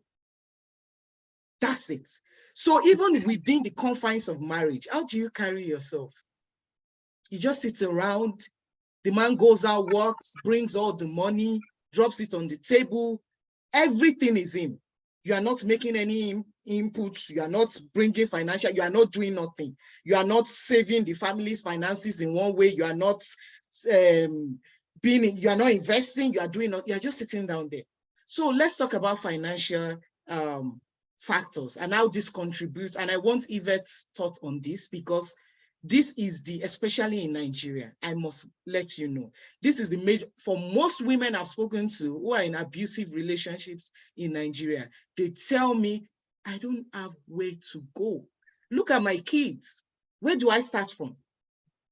So this is something we should be talking about too as well, and how women need to do better for themselves. I'm not saying go and find a job, go and do a 9 to 5. If you're not cut out for that, you need to have at least one stream of income for yourself so that you can fall back on that when there is an issue. Or when, for example, the person they talked about earlier who was talking about child custody. I know Yvette cannot talk due to her profession. Me, I'm a lawyer. I will tell you, you can fight for your child. I don't know if you're following Cora. I'm going to talk about Cora now. She's in the US. You know, Cora has been fighting for 1 year after her divorce. It was just 2 days ago. They granted her, you know, they finalized the divorce and she has custody. You just have to keep fighting. But do you know how much she spent when she was doing? She said over 100,000 USD for lawyers' fees. How are you going? Where you won't see him? If you're not working, where you won't see him? The guy used everything within his power to fight her. He's still fighting her tomorrow because he's American and she's an immigrant. She doesn't even have a green card yet. So at the end of the day, Unipo, she had one thing. She had, even if it was content creation, she was doing something that was giving her a lot of money and she was able to fight. So you must have something that you can claim for yourself, that this is what I, own. So I just wanted Yvette to talk about that, that part, and also the esteem part of things. Like, a lot of women struggle with their self-esteem and their worth.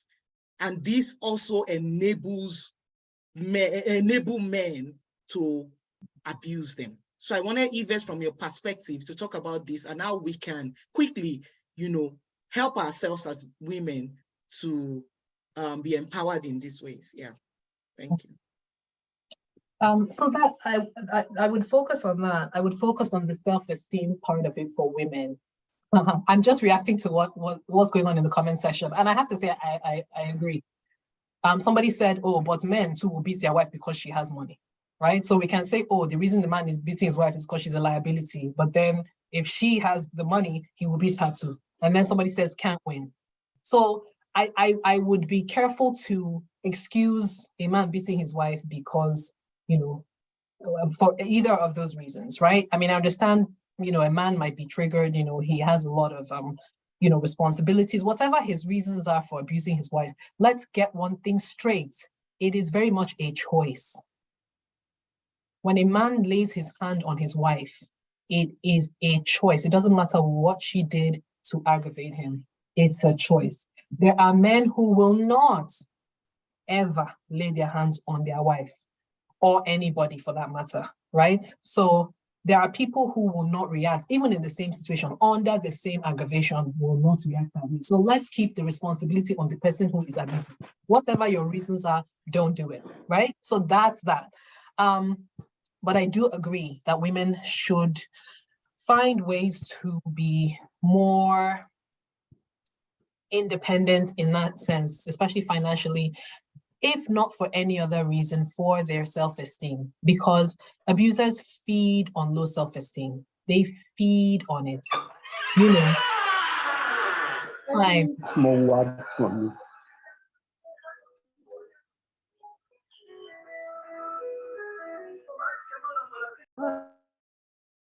Daddy, sir.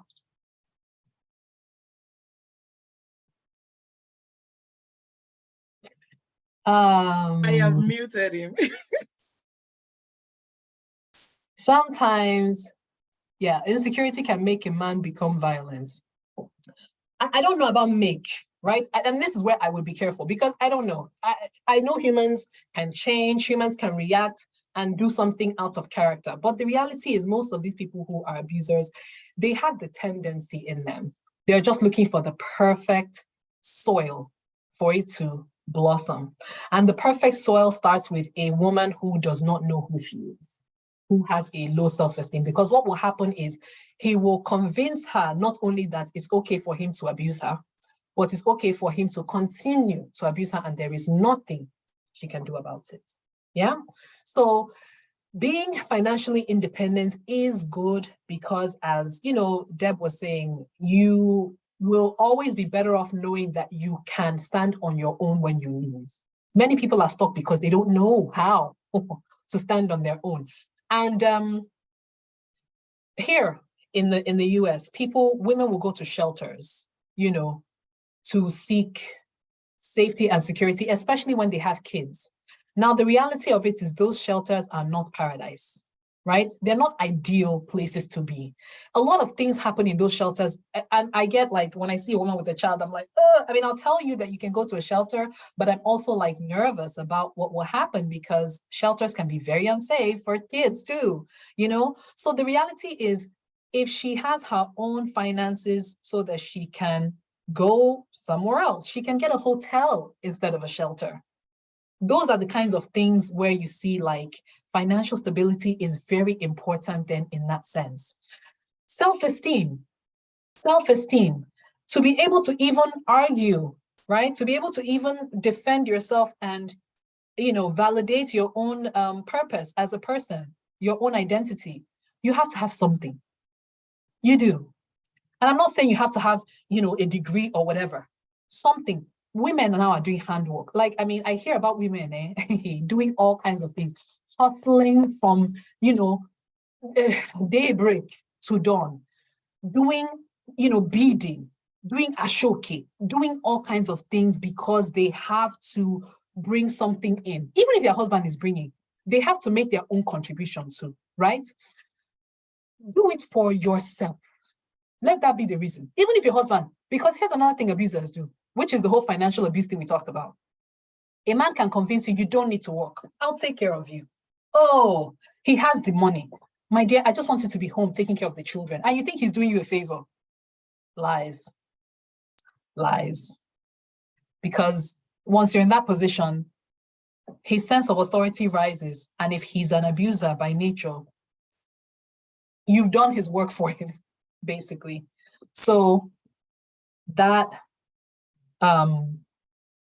sense of having something to do, use something, use your brain, use your hands, use something. Our culture doesn't necessarily encourage women to find themselves and find their skills and all that. But, culture now the barriers of culture are being broken down by where we live in time. Social media is government now. Social media is everything. Social media is everything. YouTube. People are learning how to do all kinds of things on YouTube. You don't have access to the internet.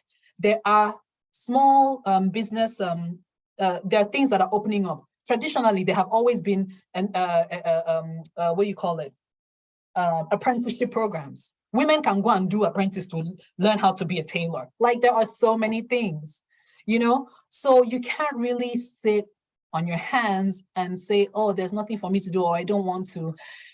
If you do that, you are responsible for feeding the abuse.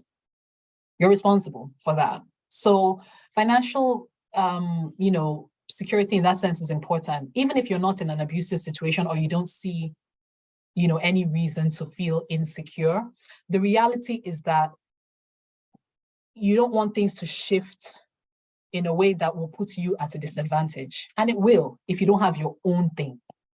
It will, realistically. It doesn't have to be something that's making millions, something small. Women are frying akara by the roadside and training their children in school. Like, so there is so much potential to do things. But if we have to work on ourselves, we have to find the motivation and the drive to do something. Don't just wholly rely on the man. Don't do it. Thank you so much. The conversation is just, giving birth to more, because, just like, you've said, there's just so much to unpack. There's just so much to share. So much. I hope the people are learning. I'm seeing the comment section, and honestly, the comment section is another exciting place on its own.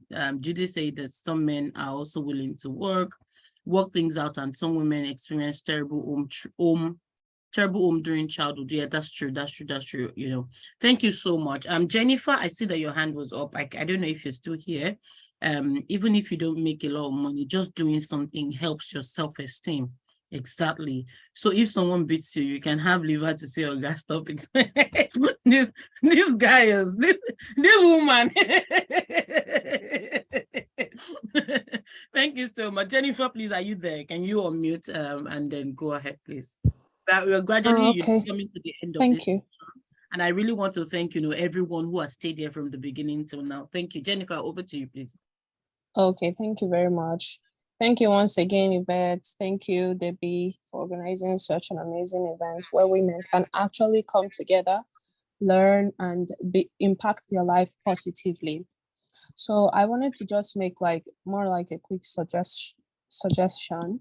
You know how some of these abusive men, they have the tendency to want to convince you that you don't need to work, that they'll take care of you, That is one that I've heard of very well. Another one they usually excuse they give is that, oh, I don't want other men to molest you in the office area. Oh, I want you to just stay at home. They just make you feel pampered and all.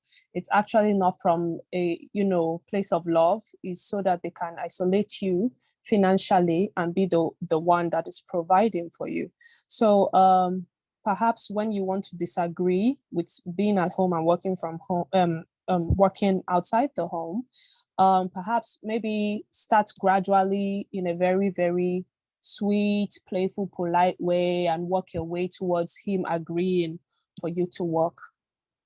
Regardless, if he refuses, you can still have little things you can do, like affiliate marketing, whereby you advertise products, leaving links, and then people click on it, you get your money. So that way you're not really leaving the house if he's the type that keeps you locked in.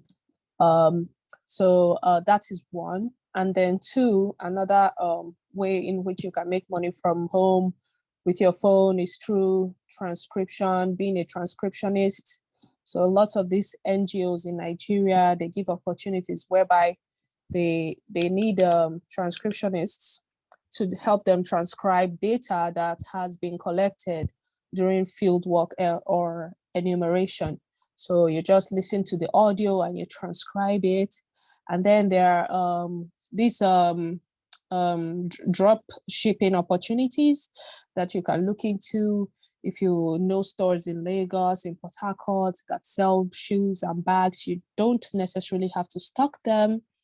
You can take pictures, create your own online shop on Instagram, advertise, sponsored ads, and then get these organizations or these business persons to recognize you as their partner. And then you can have the products shipped to your customer directly from those people's stores. So this is something women can do to empower themselves, because these men, some of them will not allow you to leave the house. Some of them will become violent when you want to start insisting that you have to get 9 to, even after you've gotten the 9 to 5, let's say the pay is very good, they will say no. And even if you tell their mother, you tell their sister, they'll tell you, listen to your husband, go and build your home. And we all know that's a no-no, being in the house and letting the man take care of you. He's already abusive. Now letting him be the one to give you money all the time, that's like preparing yourself for extra abuse. So yeah, this is something, everyone can look into, that are in that kind of situation, to get more income so that you can be closer to your children if you're already planning to leave the marriage. So you just need small money. Yeah, because I wouldn't advise anybody to stay. I think Yvette is a professional, so she wouldn't say leave. I'm not a professional. I would say, if you see the signs, please walk out. There is always hope. Once there is a will, there's a way. If you believe in your heart that the children, they will see food to eat, they will definitely see food to eat, and you will definitely be able to take care of them.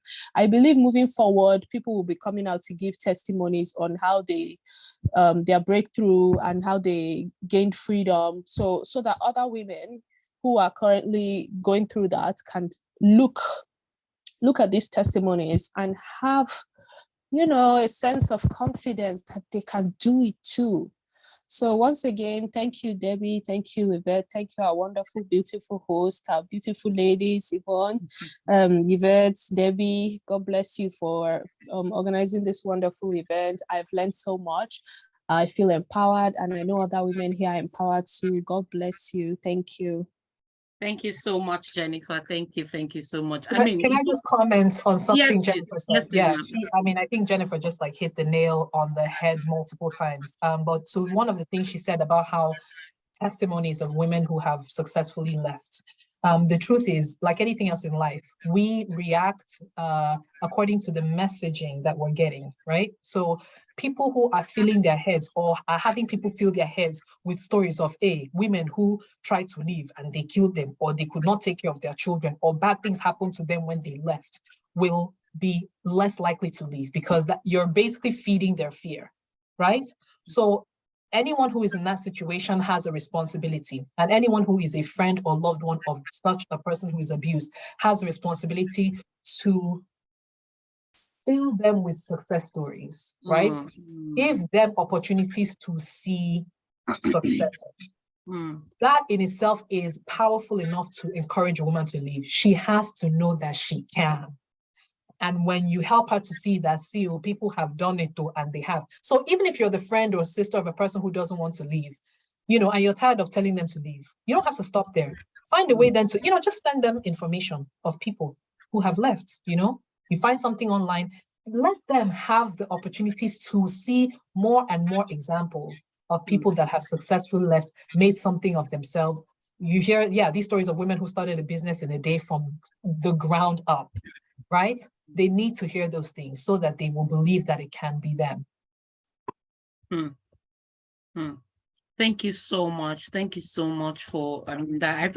But when Jennifer was talking in my mind, I'm like, oh, Jennifer, it looks like Jennifer is doing vote of thanks already, because she just successfully summarized everything, you know, and even giving us, you know, examples of people, of what people can do from them. Thank you so much. And I mean, it's honestly been a very, very interesting and expository session. I think that's the word for me, expository, because there's just a lot of, you know, learning that has gone on here today. And this word I want to say, if you're not in, you know, a Telegram community, please ensure you join that Telegram community, because, you know, that's what the support you're going to be needing, you know, you'd get it from there. You know, be in that community, be an active member, you know, participate in the conversations, and also, you know, share stories.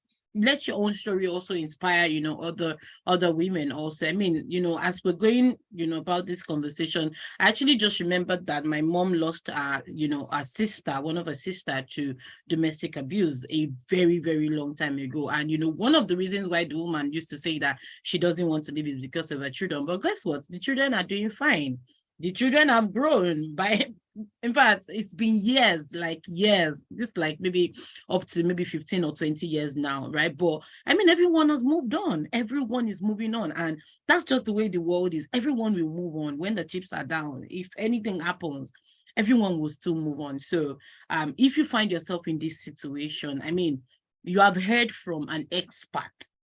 The ball is now in your court. You see, the ball is now in your court, and we do hope that you make the best decision for you and, you know, for your kids and for your family.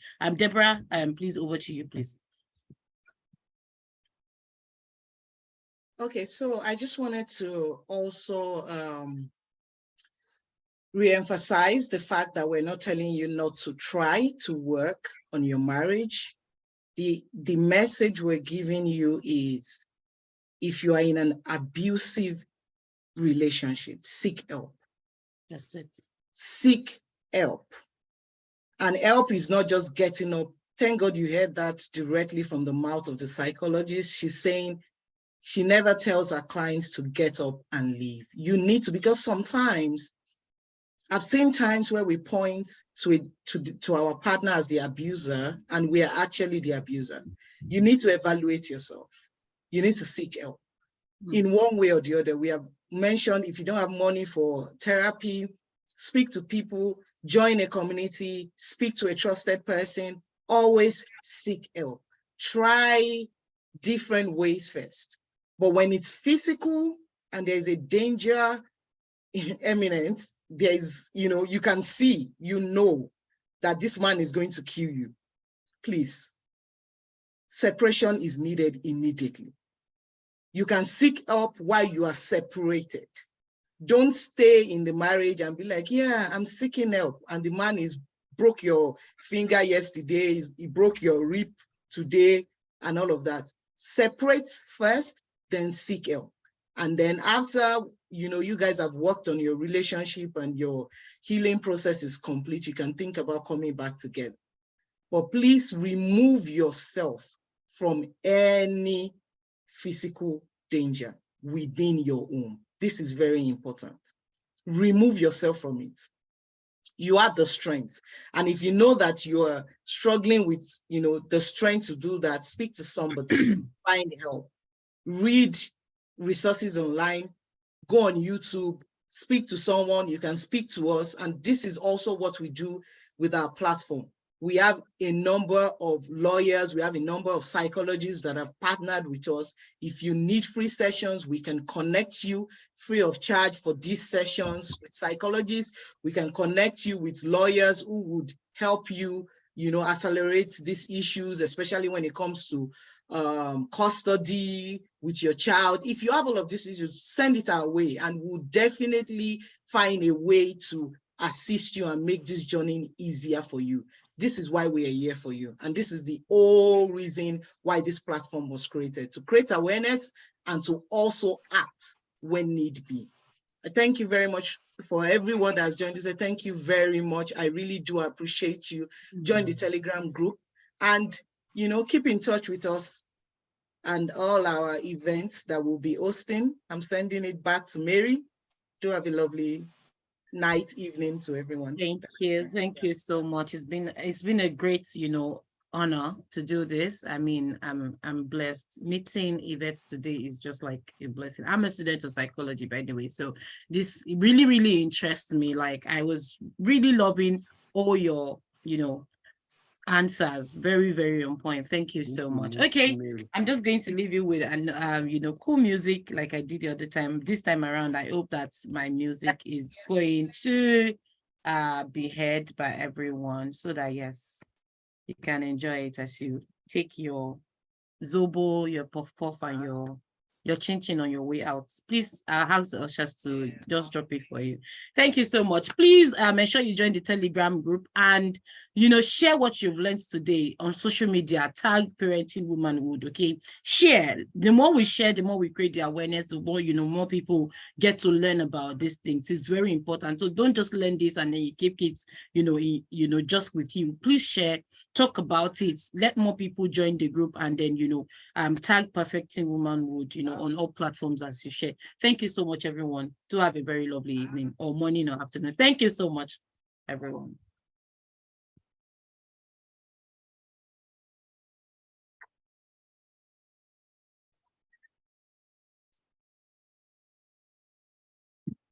Can you hear my music? No. No, we can't hear your music.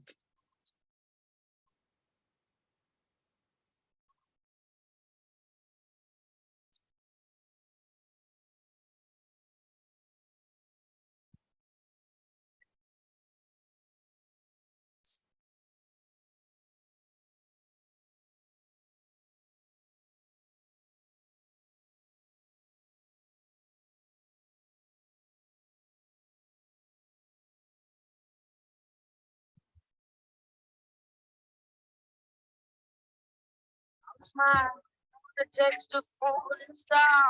I'll do it till the sun goes down. And I'll put the night down. Oh yeah, oh yeah. I'll tell you what you wanna hear. Keep my sunglasses on while I shed the tears. Now we're the right time. Yeah, yeah. I put the night on.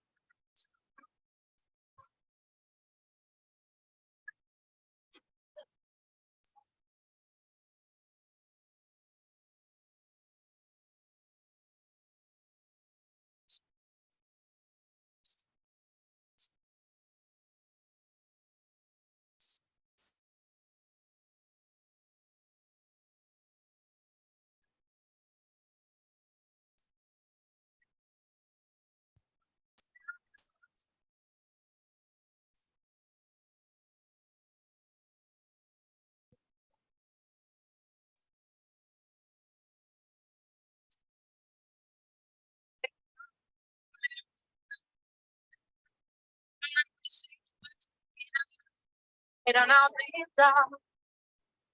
Yeah, yeah. I heard